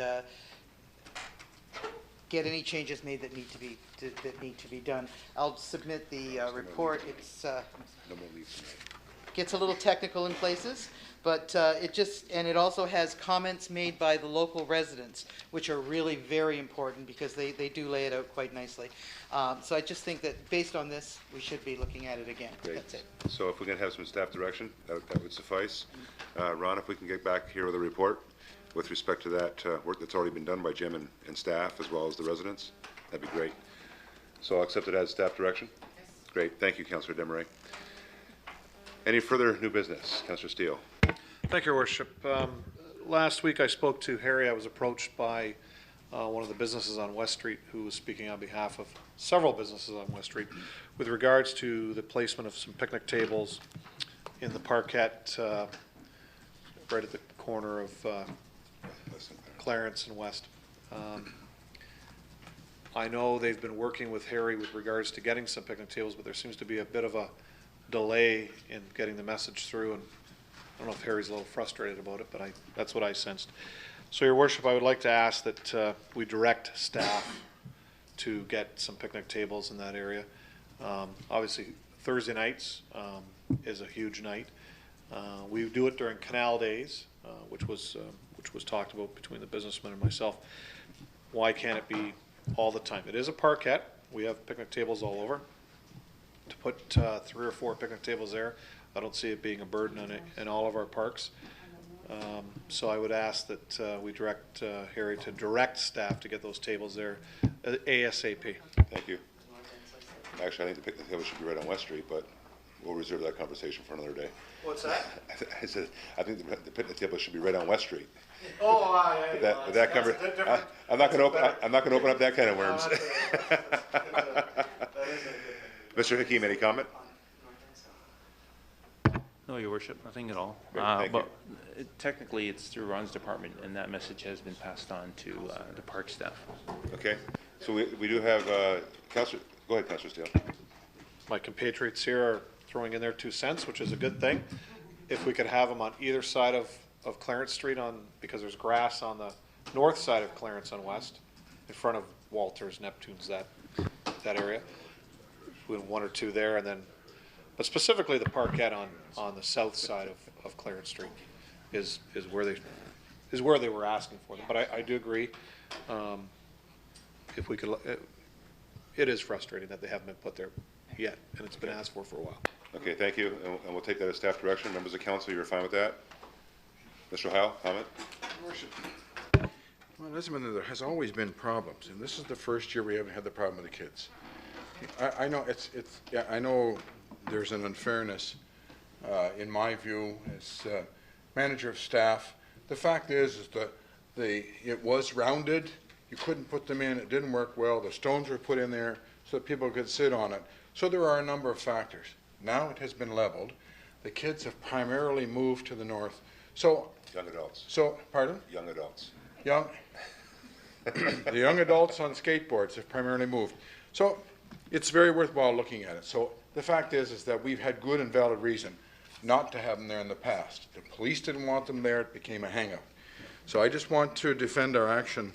I know that there's a criticism on it, and I just want to say that we will proceed as directed by council at this point. Thank you, Mr. Heil. Councillor Steele. It's too bad the light isn't on in the room back there and the camera couldn't shine on it. Because my problem here, through you, quite honestly, the CAO, is it's not the no, it's the how, or let's do it. But the problem is the word no has been being thrown forward way too much in this situation. You know, and I happened to be out at night with a whole bunch of people for a dinner at a restaurant, and casually it was brought up, and we had a great conversation about it. So I talked to Harry about it, and Harry and I had a great conversation. But don't give me this, staff that, and the problems we've had in the past. I think those problems are over. We spent a lot of money on a skateboard park. We got the problem out of downtown. Councillor Elliott spends Thursday nights down here. This business has never been busier on a Thursday night than he has since this car show started, and he's starting to see business coming in, repeat business from out of town on other nights. So I don't want to hear, I want to see that at the back with staff, not no. You know, we had that on a level of this building years ago, and we got rid of the no. And now it's the how, and let's get things done. And I think this gentleman over here, and I spoke about him earlier this year, he's done a great job on that second floor. So, as well as my friend Ron, I mean, but he's always been there. However, I don't want to hear the no. Let's just get this done. The businesses know the problems of the past. We've gotten away from it. We haven't had the vandalism we've had in years past because things have changed, and we've done things as a council to make things change. So please, read the message that's been back there. I would really appreciate it. I'm just happy it's still on the board. Yeah, well, I think it's a good message. That's great. Councillor Kenny, you had a comment? You're good? I thought I'd seen that hand come up. And okay, good. So we'll take that as staff direction to have picnic tables put on West Street on both sides, on the knolls that have been flattened out. Okay, that's fine. Members of council? Great. Further new business. Councillor Elliott. Thank you, Mayor. Totally agree with Bill. I was going to say that it gets mentioned at our BIA meetings, every meeting. Read the board. It's not the no, it's the how. and they take that back to their own businesses and tell their staff, it's not the no, it's the how. How are we going to get this done? So I fully support that. We've got a promenade that doesn't get used as the promenade because there's not enough places to sit. So, you know, fantastic. A couple of quick questions. Both directed to Ron. Sorry, we're going to pick on you tonight. There was 3 or 4 trees cut down on Elm Street right across from the post office. Are we going to replace them over time? What's the tree replacement schedule? Mr. Hanson? Through you, Mr. Mayor, we do have a tree replacement schedule. We're trying not to plant trees in the boulevard. Those trees were in the boulevard and they do create some problems. The tree replacement policy really pertains more towards the residential areas so that we can get trees put back on the private property side of things and get them off the boulevards where they cause the problems for hydro and for utilities. Certainly we'd be more than willing to approach Food Basics, the property owner abutting the boulevard there, and ask if there's an appropriate place where we could replace those trees, possibly even out on the Clarence Street side as part of the CIP type work we've done in the past. So be happy to do that. Great, thanks, because it would be really nice to have that softened up again because it's a stark wall that sticks out there, and it was just nice when those trees were there. So I just thought I'd ask you that. Second of all, you and I had a conversation a couple of weeks ago with regards to accessible parking at the Valet Center. I got asked a couple of questions again about it, and I just wondered if you had any further comment on it. Mr. Hanson? Through you, Mr. Mayor, yes, those stalls are planned. Unfortunately, the top layer of asphalt hasn't been placed on that. That's scheduled to have Rankin do that. They're coming in now that the Lions Carnival's over. They're going to be coming into Clowley Street, put the top there, and they also have the remainder of the contract for the city for the resurfacing, and they're going to be in to do that. So once the parking lots over there are resurfaced, we can then put the proper signs up and get the stalls painted as required. And that request is already in front of staff to do that. Great. Councilor? Just to Phil, sorry, I should have mentioned what we were talking about. Out in the back of the Valet Center where the expanded parking lot is, there's no accessible parking right now, no handicap stalls. And I had been asked from several people for spaces out there because the only accessible parking right now is along the front of the Valet Center, and it's just too far to walk. So they were wondering why it wasn't put in because, as Ron said, it was on the schedule to be done. It wasn't there, and it just allows people to park closer with accessibility issues to the soccer fields. So I'm glad to see it get done. Great, thank you. Councilor Bodnar? Thank you, Mr. Mayor. We seem to be on a tree theme tonight, so I'll just continue it. I had talked to Mr. Hanson earlier about a couple of requests I had about dead trees on people's property that is overhanging somebody else's. And I was going to deal with it internally, but I think it's going to be a citywide issue with the number of trees that are dying, especially the ash trees.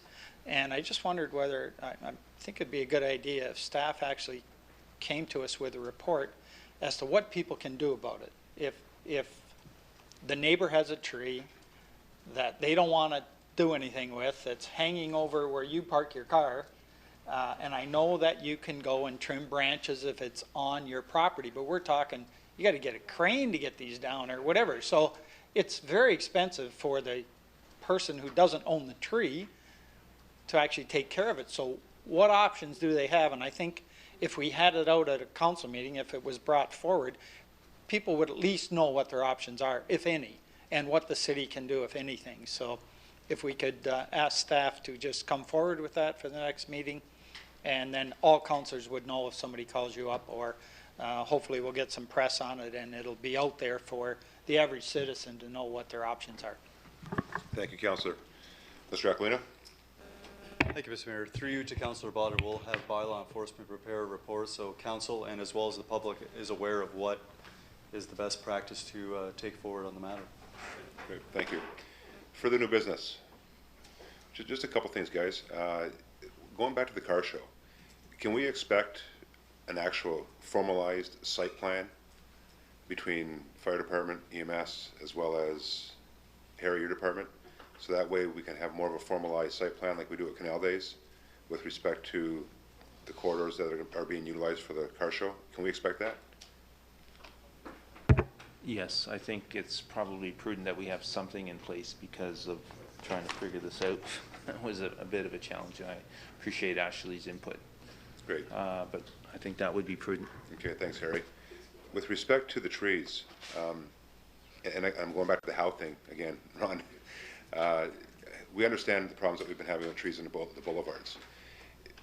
And I even noticed it the other day. I was coming, it just hit me when I was coming down Killallie East, and I come to that stop sign on Welland Street, and I looked across to the canal, and I remember as a youngster, and even going into my teens and probably the 20s, it was just tree lined at one time, and now there's nothing there. It's just barren. I think there's only one or two trees there, and that's it. But all the nice trees that used to be there, where people used to go and picnic and watch the ships go by, and I know we're putting some park benches in those areas too right now, in memory of some individuals that have passed on. Is there an opportunity to look at, although one, there may be some challenges along boulevards, can we put some kind of greenery there? It doesn't have to be trees, but some kind of greenery. And the second question is, for the places that we don't have concerns about, like along the canal or other places that were traditionally lined with trees, is there an opportunity to look at, again, replanting? Now, albeit those trees may not be like they used to be right away, but 30 or 40 years down the road they will be. And we can be very strategic, in fact, where we put those trees. Is there that opportunity? Mr. Mayor, it's a good question. Actually, there's a lot of planting that does go on. We do a lot of planting in the parks, greenery, a lot of trees are replaced. People actually that don't have a place where they might want a tree for replacement, they can have that tree placed in one of the city parks, and we actually do that. I think one of the reasons you're seeing so much disparity in the trees now is that hundreds and hundreds of ash trees that are actually dead. There won't be an ash tree alive in Ontario at the rate things are going now. So in order to keep up with that sort of a replacement program, probably isn't feasible to do that. We can continue on. It's something certainly we can talk about a budget again in 2015 about additional funding for tree replacement. But there is a budget to do it now, and we do a lot of greenery and shrubbery and this sort of thing as well as the trees. So a lot of that project or that program is ongoing. So certainly there's always an opportunity for more. But I think the emphasis has been not so much the boulevards themselves or the streets, the road lawns. It's been in the park areas, and that's where we've been going with it. Well, what I would suggest that we would do in 2015 is look at those opportunities, not only during budget, but just as a standard report, to look at a strategy to regreen the city with respect to some strategic areas. They may not necessarily have to be trees. They can be smaller trees. They can be less invasive trees. They can be shrubs. They can be, and I'm sure our team down at the yard can get very creative in some methods of greening those strategic areas. I look in front of Food Basics, for example, and I know it's part of the CIP, but it looks very barren right between Elm and pretty well Catherine Street. But looking at strategic areas, not just in the parks, but other parts of the city, like it used to be with trees, but now it could be other greenery, other methods of greenery. It goes back to that how again, and how we can do that. I know CIP areas have plans drawn out for them, but if we can look at other places too, it would be very advantageous. And the second part of that is not to get caught in the city having to pay, but also there's other opportunities. There's programs out there, greening programs. I know through FCM there's programs, Federation of Canadian Municipalities, or people wanting to take advantage of memorials. I know I was talking to one lady, again going back to the park bench, that is going to be looking at putting a park bench up and a tree. So, the folks out there and throughout the community may want to donate a tree in memory of, and again, choose a location, or with help from staff to choose a location as well. So I think although it's a budgetary item, I think it can be a community effort with respect to cleaning, or I won't say cleaning, but greening certain strategic areas. But I think those strategic areas have to be identified. Certainly, Mr. Mayor, those programs are available, and we do a lot of that tree dedication program within the parks itself, as well as the benches. One of the other initiatives you see in some of the other municipalities are sort of a portability in terms of the trees themselves. Rather than having these permanent trees you see on Catherine Street that get too large for the street and have to be cut down at some point, there's a portability where the enclosure itself is portable. So the tree is there for 5 years, 10 years for growth, and then it can actually be taken out and then transplanted actually into a park or some other area that's more appropriate. So you're seeing more of that sort of a temporary transportable greenery in the CIP areas, and even opposed to something like Main Street. I know there's been some criticism about Main Street, but really it does the job in terms of greening and those trees that are in there in the planter strips. And I think Main Street's a perfect example of that, getting creative. We can hire Frank for that job. We love it. But that's great, thank you. And the last question, Mr. Hanson, is with respect to Claudia Street West. I think we all see and all appreciate that Claudia Street West is no longer a four-wheel drive zone. It's more of a, it's being completed. Just a quick question. Who has been involved in that project?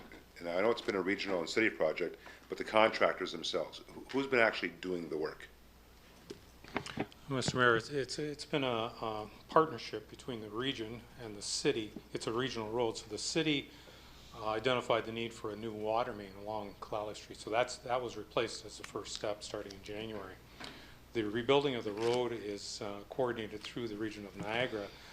Alfred Beam Construction is the contractor. They've done a tremendous job, I think, given the weather conditions. I saw a water main pipe going in at minus 20 degrees Celsius weather in January and February of this year, and I think they've done a tremendous job to keep that road open to traffic to a certain degree and get this job done. And we're within a couple of weeks now of getting that road finally top surface on it and final reinstatement's done. So I think they've done a great job. Thank you, Mr. Hanson. And I asked the question deliberately. Quite frankly, the contractors have done a great job. Alfred Beam, I can't say enough good about them. They've done a wonderful job, very polite with the residents in the area. I've heard a lot of comments from residents in the area and businesses in the area. And just from residents that walk and frequent the area just on their daily walks and they're on their way downtown or on their way back to their residences. They just did a wonderful job, and nothing can be said more than that. So I would hope you would pass that on to the contractor, to Beam, and he's just done a great job, as well as Rankin with the pavement in the area. It's just been a great job, so well done. With that, members of council, any further questions or comments? With none, we'll now move on to the next part of our agenda. Members of staff, any updates? Mr. Heil, any updates or anything? No, Your Worship. Okay, members of staff, any updates? None? Chief Cartwright. Your Worship, just a brief update. The region has taken upon itself to come up with a mass evacuation plan. It's been driven by the province of Ontario. I'm on that committee. I was asked to sit on that steering committee. There's been 3 subcommittees that have been struck, one in transportation. Thanks to you, Your Worship, I'm on that one because you're the guru at the region who wants more regional transit. So I want to thank you for that. Communications, which will involve community alerting, which we have interest in. And last but not least is an overall evacuation procedure. It's quite an undertaking. We want it done hopefully by the end of next year. You got to understand that it's not just evacuating the city of Port Colborne. It may involve Welland or in fact the entire region of Niagara, depending on the emergency if it were to occur, on the significance of it. So that's part of what's going on from a regional perspective. There's other municipalities involved in the committee, but right now the region is the driving force behind it. And it basically is it's a product of a document that the province of Ontario put out through Emergency Measures Ontario, and basically it's there. They're suggesting we have it, so there's a reason why we have to have it is because it's being driven by the province. Great, thank you, Chief. Any questions or comments? With none, we'll now move on to adoption of the minutes. I do have a set of minutes here for the 16th meeting regular of Committee of the Whole, dated June 23rd, 2014. Moved by Councillor Bodner, seconded by Councillor Danch. Any questions or comments? All those in favor? Opposed? That will be carried. We'll now move on to items requiring separate discussion. We'll start off with item 5. Councillor Butters. Thank you, Mr. Mayor. We have here Department of Fire and Emergency Services Report Number 2014-4, Subject Impact of Vulnerable Occupancy Requirements. The recommendation is that this report be received for information purposes. Thank you, Councillor. Do I have a seconder to that, please? Councillor Elliott. Questions or comments? Councillor Butters. Thank you, Mr. Mayor. I thought it was important just to kind of bring this forward. We have the chief here. He can make some comments. I don't want anybody to be blindsided by what this new responsibility really entails for our department. So with that, I would welcome the chief's comments. Thank you, Councillor. Thank Chief you. Cartwright. Your Worship, the Council.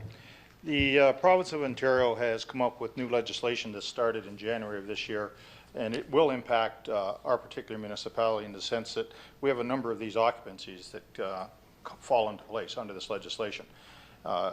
There's a considerable amount of effort going to be required to ensure that they can meet the requirements of the new legislation, that being able to get their residents out of certain areas of a building into a safe area of refuge within that building. That involves an exercise that has to take place under our guidance, and we oversee it. It involves training of the building owners. It involves the training of myself, and in our other case, it'll be our fire prevention officer. It involves our personnel, our full-time personnel, to be able to go and witness these exercises that take place. There's another part of that in the sense that an in-depth inspection has to be conducted on every one of these properties, and it has to be followed through on the documents provided by the province of Ontario, and that document is 26 pages long. There's a requirement for a fire safety plan, which has to be tested on an annual basis. The inspection has to be done on an annual basis, and the other thing that has to come into play is once we identify the risk of that particular building, if we don't have the resources to deal with it, there has to be a plan that's put into place with regards to automatic aid. That's somewhat different than mutual aid. If we get a fire at one of these residences, other municipalities will be tiered out automatic to assist us. It's not just us. Every municipality in the region of Niagara and every municipality in the province of Ontario has to have a plan in place that will allow you to safely evacuate these properties. So it's quite the undertaking. We have started the process. There's certain things that have to be done by year end, so a lot of our focus has been pushed in that direction to try to accomplish what we can of that. But it will impact us in other areas, as the report speaks to.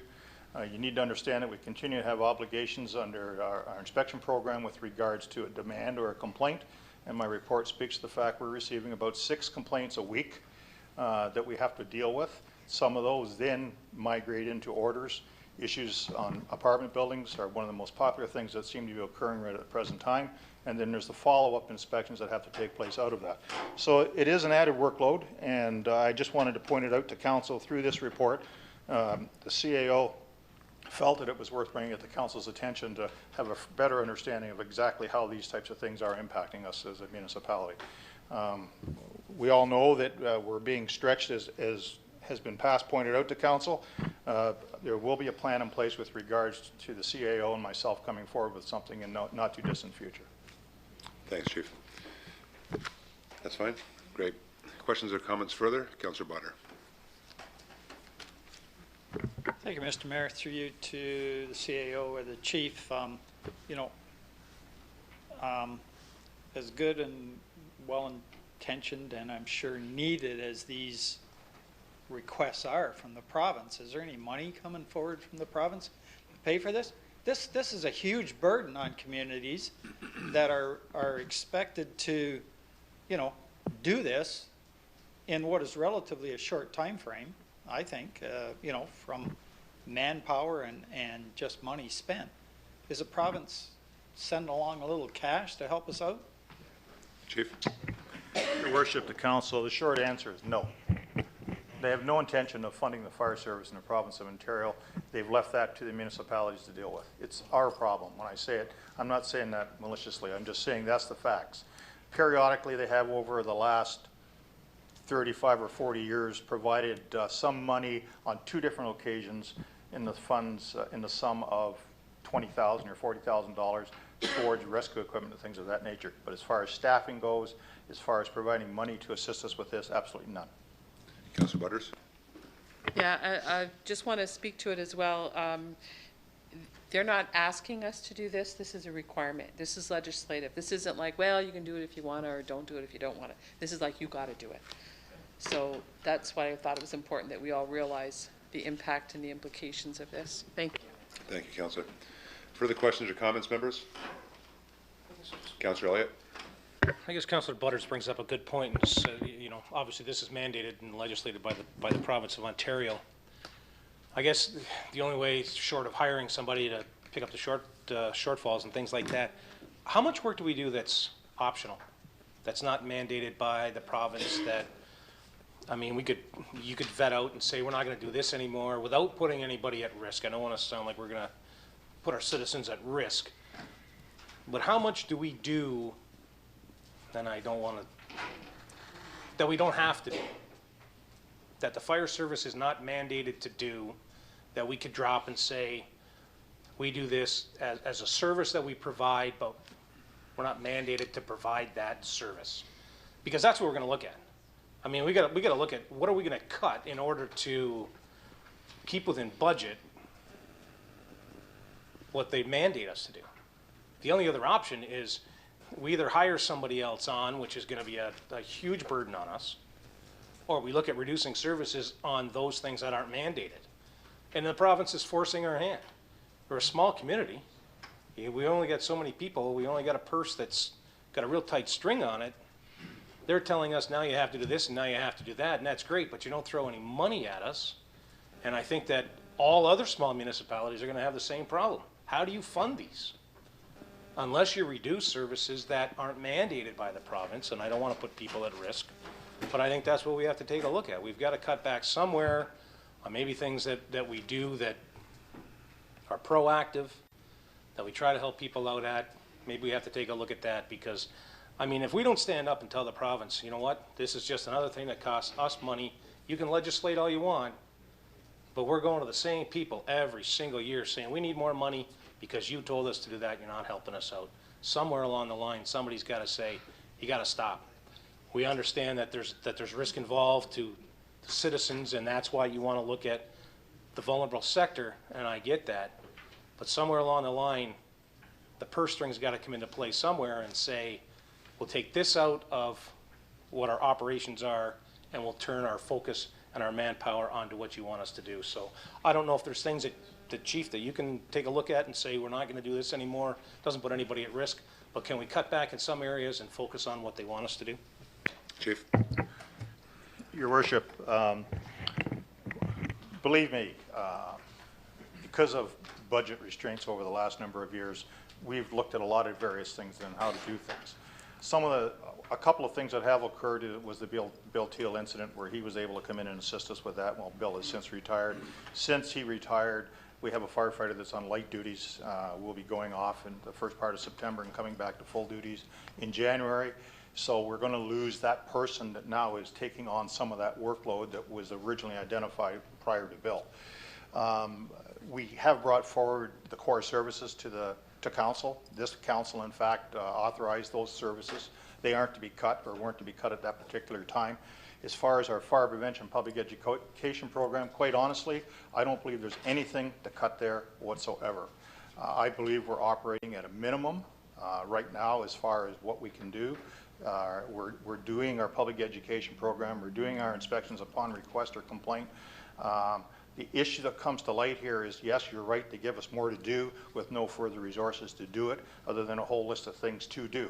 And then they further that by saying you must file it with us by a certain date, and then if it's not done, then they come and send a letter to the CAO or to the mayor to find out why it wasn't done, as recently just happened with regards to a form that needed to be filled out.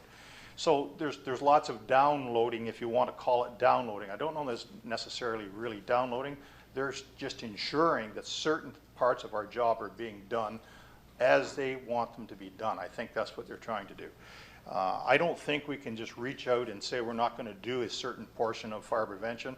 You need to understand, and please take my word on this, it's not the kind of job that just anybody can go and do. You got to have a highly trained individual who's very, very careful and meticulous about how he does reports, his programs, his issues around going to court. All those types of things come into play. We've had some people in our community that have caused unnecessary work for us, which appear to have lessened some of those issues for us. But unfortunately, that's a floating target, because it just takes one phone call one day. And quite frankly, we're stretched from a fire prevention perspective. We can't do any more than what we're doing. We're trying to find ways to do some of this stuff. The other thing that's going to come to bear here is we have to do a risk assessment that's been downloaded by the province of Ontario through the Fire Marshal's office on our entire municipality. We have to look at every single building. We have to identify the age of the building, the type of construction that building is, what's in that building, what resources we have to put towards that building. We have to look at our water main system. We have to look at our hydrants in the whole municipality. Then out of that, we have to have a plan as to how we're going to address it. All that's coming to bear on us. And it's not like we're behind the 8 ball and we haven't been trying to do things. We have. We've been very, very proactive. Unfortunately, it's catching up because we just can't keep trying to play ball. It's that simple. Councillor? Okay, further questions, comments? Mr. Howe? Your Worship, the Fire Master Planning Committee, I want to speak out of their turn either, they've recommended that we look at additional staff. There's a whole report that the Chief and I are working on. It is significant, the workload, and the members of council that have been sitting on the committee everybody sit there and jaw drops. It's no different though than in the water department. We've added 3, we probably need to add more. Earlier this year, the province changed the rules. We've got to have somebody driving around the city during the winter. Whether they're checking temperatures on the roads, I don't know, but I don't know the details, but I know there is a continual requirement by the provincial government for the local municipality to do more. Because in some municipalities in Ontario or in some communities, it hasn't been done. So they broad brush everybody. We're caught and we have to do it. And this is just one more.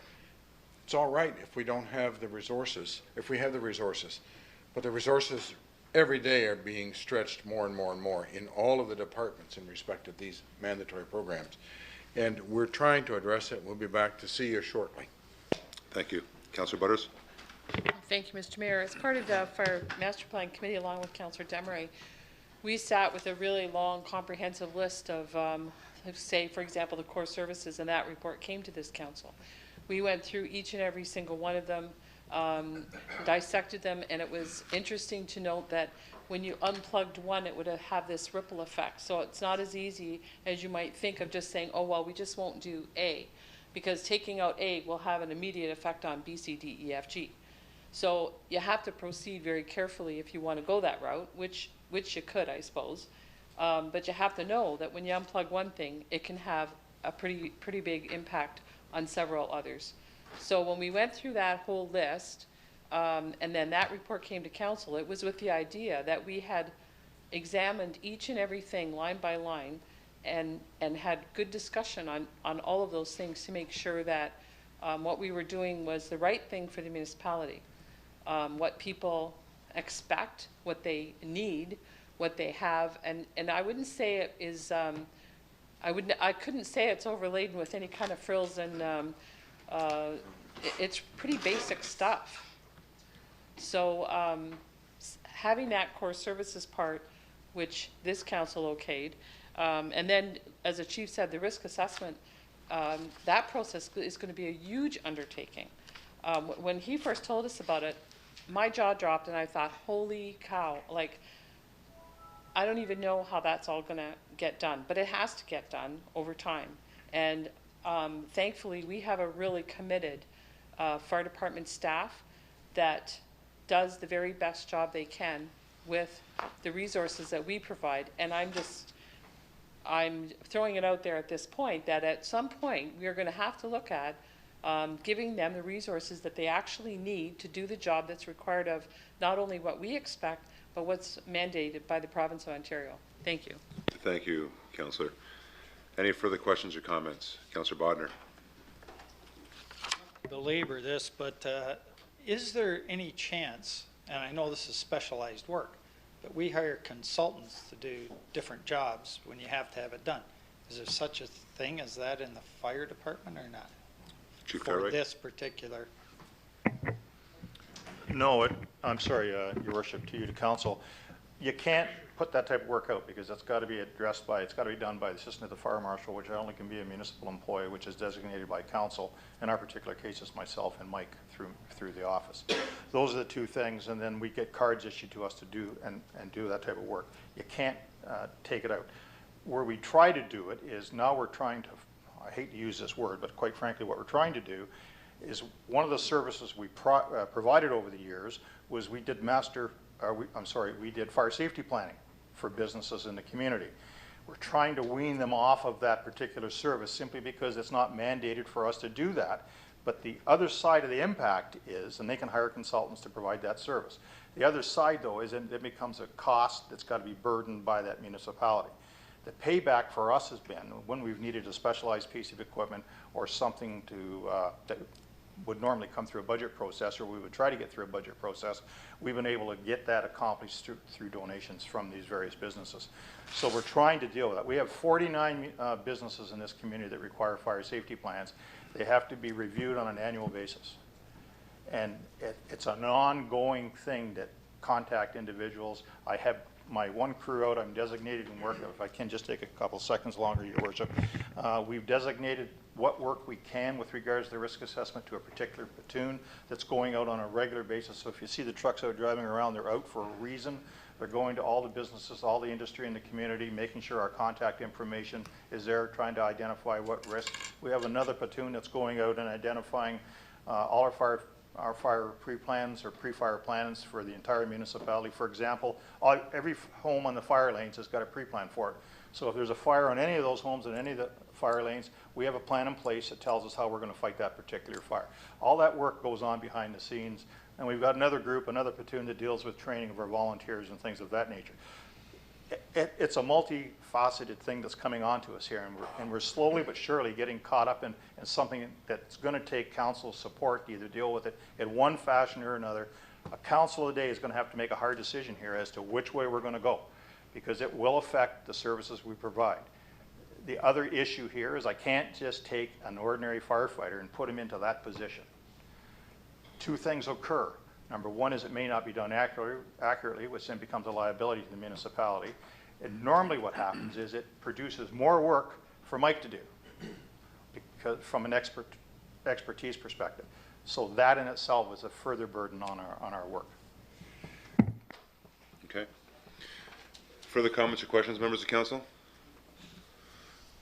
Well, the only thing I can say is welcome to 2014, quite frankly. And I do commend the chief and the department and all emergency services on taking this upon themselves, ourselves. The trend is to ensure there is no water creeping through the cracks. And I think that goes without saying, especially with emergency services. But also when you look at other areas that we're looking at here in the chamber, asset management.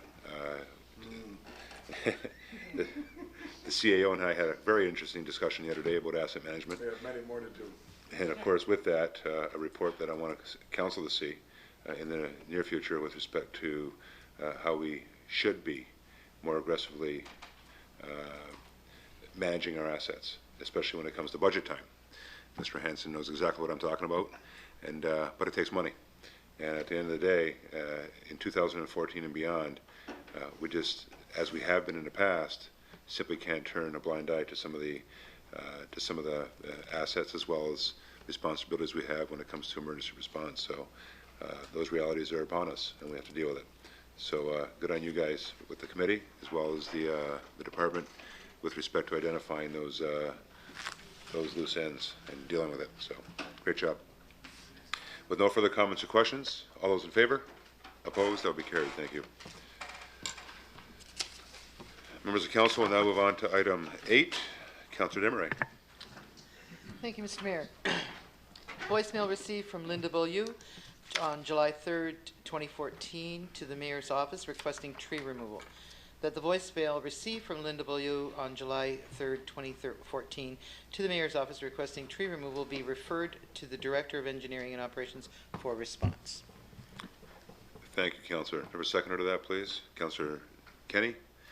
Before I go back to you, Councillor, I just want to give you an update on that, because not only was it a voicemail that I received, but I also had a discussion with the individual. And to say the very least, she wasn't very happy, especially when I gave her the realities of what the city policy is. However, and I have to confess, when I did get out the phone, I thought, you know, I should bring this to council. So that way, and as a matter of fact, I told her that. This would have to go to council. I can't just simply arbitrarily say a tree can come down or can't come down. Council has a policy, and council is the only one that can deviate from that policy. Again, she wasn't very happy, so it was left at that. But when I got off the phone with her, I thought it best, you know, let's bring it to council regardless of what her opinion is, and we'll take it from there. So that's where it stands now. So I leave it to council for direction. Councilor. Thank you, Mr. Mayor. When I saw this come through, I saw your email asking that this be added to the agenda. And I hadn't been notified about this previously, so, and neither did Councillor Doucette. I had spoken with him as well. So the ward councillors were not aware of it. So I just, I took a run over to the house, and the residents were not at home, but the tree is very easy to see. It's right out front. I could not for the life of me see what the problem was when I looked at the tree. It does grow on somewhat of a slant. It's got an extremely tall trunk. It's at least 10 feet before there's any growth at all. And the growth is quite condensed. It's just like a little ball at the top.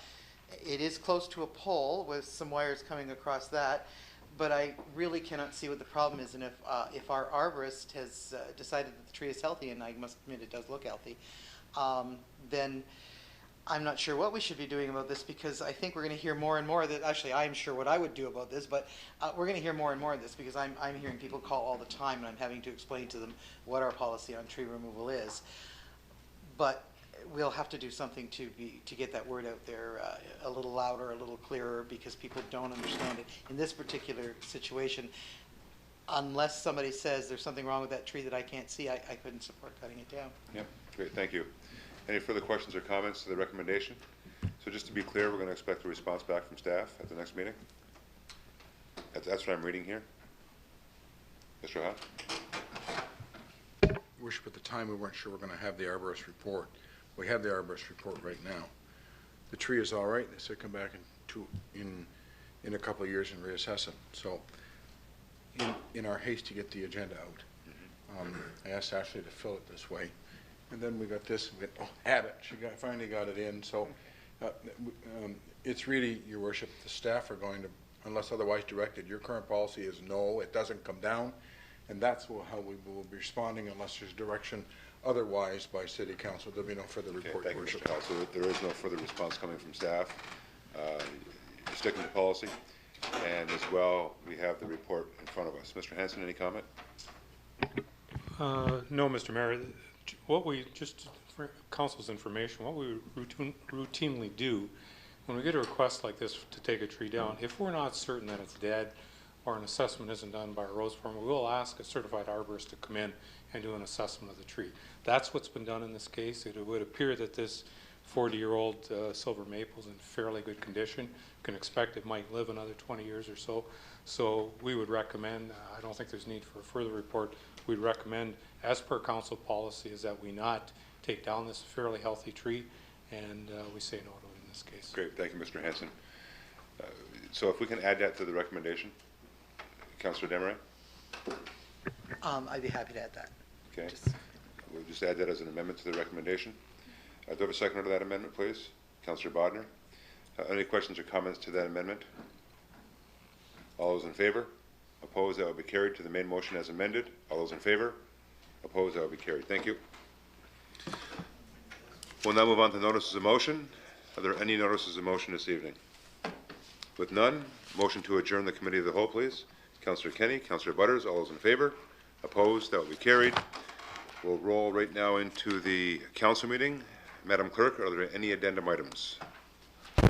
Thank you. None this evening. Thank you, Ashley. Confirmation of the agenda. Mover and seconder, please. Councillor Steele, Councillor Bodner. Questions or comments? All those in favor? Opposed? That will be carried. Disclosures of interest. Are there any disclosures of interest? With none, so noted. I do have two sets of minutes. I'll be looking for a mover and seconder, and I will do them in block. Minutes of the 17th meeting special of council, dated June 23rd, 2014, and the second being the minutes of the 18th meeting regular of council, dated June 23rd, 2014. Mover and seconder, please. Councillor Kenny, Councillor Desmarais. Questions or comments? All those in favor? Opposed? That will be carried. Thank you. Any items requiring a separate discussion? Mover and seconder for the items on the agenda. Councillor Steele, Councillor Danch. Questions or comments? All those in favor? Opposed? That will be carried. I do have a block of minutes here from boards, commissions, and committees that I'll do in block if you don't mind. The minutes of the Port Colborne Historical and Marine Museum, Board of Management, dated May 20th, 2014. The minutes of the Environmental Advisory Committee, dated May 14th, 2014. The minutes of the Accessibility Advisory Committee, April 29th, 2014. And finally, the minutes of the Canal Days Advisory Committee meeting, dated May 21st, 2014. Mover and seconder, please. Councillor Steele, Councillor Butters, questions or comments? All those in favor? Opposed? That would be carried. Just one caveat, guys. The committees that you happen to sit on, which everyone sits on at least one of these committees, a lot of times recommendations are coming out of these committees.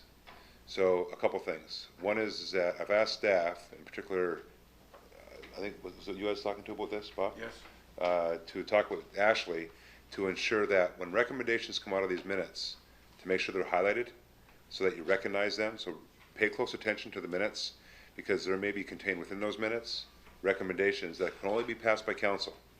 And I raised that because there was an issue just the other day where a recommendation was made by the Transit Committee. And albeit the Transit Committee made that recommendation, the change cannot be made by the Transit Committee. The change can only be made by council. So that recommendation would have to go from that committee to council through the minutes. Once then adopted by council, then those changes can be made. So again, pay attention to those minutes, because they may have condition or recommendations that may be contained within those minutes that I don't want to see you months after the fact coming back and saying, hey, where did that come from? It came from those minutes. So again, I've asked the clerk also to highlight them so that therefore they're in front of you, highlighted, but as well contained within the minutes. Mr. Howe?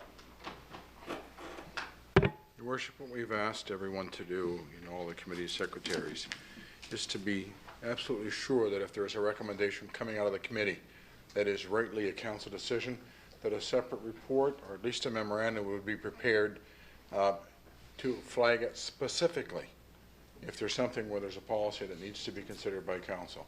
And that's happening. And on this transit one, there was the one that came up that the recommendation was not clear. Council approved the recommendation, but it didn't do what the transit committee thought it was going to do.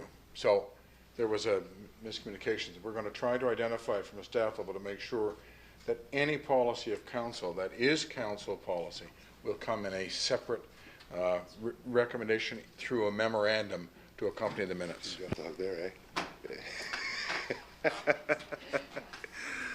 Thank you, Bob. Okay, with that, members of council, are there any notices of motion? Notices of motion? Geez, during election time, there's always lots of notices of motion. Still July, Your Worship. Still July. Still early. Waiting for everybody to declare. Go ahead. I forgot in council, bringing up any additional items. The Seaway closed Clarence Street Bridge for maintenance last Friday. It's Friday, it's market day, and I got an earful from vendors downtown, store owners. Can you tell me why the Seaway is closing the bridge on the busiest day of the week?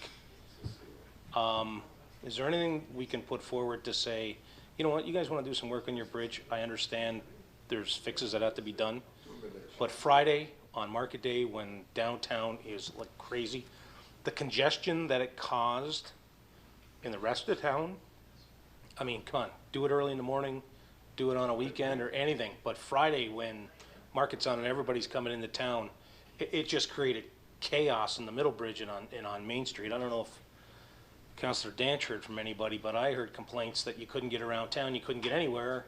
You got one bridge out that everybody's trying to get over, and now everybody's trying to get around town. So if we could pass that along to the Seaway, with respect to our people doing business, I know it's going to fall on deaf ears. No. You know what? It won't.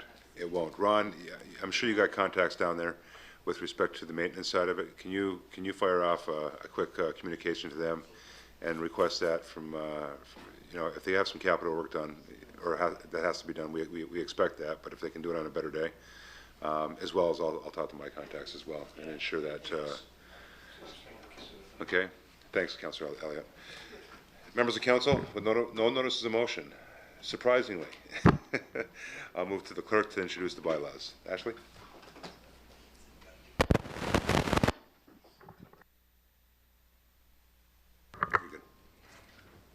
Thank you, Mr. Mayor. That the following bylaws be read 3 times and finally passed. Bylaw 61047014, being a bylaw to close temporarily sections of specified streets to vehicular traffic for the purposes of the 2014 Canal Days Festival, and bylaw 61057114, being a bylaw to authorize the signing of a collective agreement between the City of Port Colborne and the International Association of Firefighters. Thank you, Madam Clerk. Mover and seconder, please. Councillor Bodnar, Councillor Butters, questions or comments? All those in favor? Opposed? That will be carried. Madam Clerk, the confirmatory bylaw, please. Thank you, Mr. Mayor, that the following bylaw be read 3 times and finally passed. Bylaw 61067214, being a bylaw to adopt, ratify, and confirm the proceedings of the Council of the Corporation of the City of Port Colborne at its regular meeting of July 14, 2014. Thank you, Ashley. Mover and seconder, please. Councillor Danch, Councillor Elliott, questions or comments? All those in favor? Opposed? That will be carried.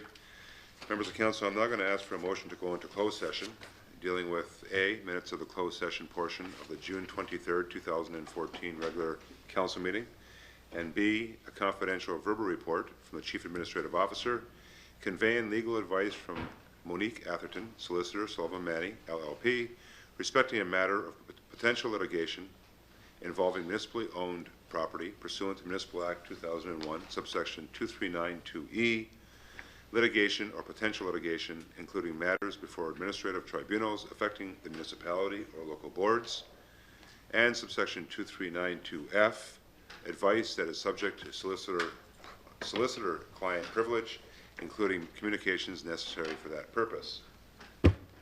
That's tough to spit out when you have a dry mouth. Jesus. Can I have a mover and seconder, please, for that? Councillor Butters, Councillor Steele.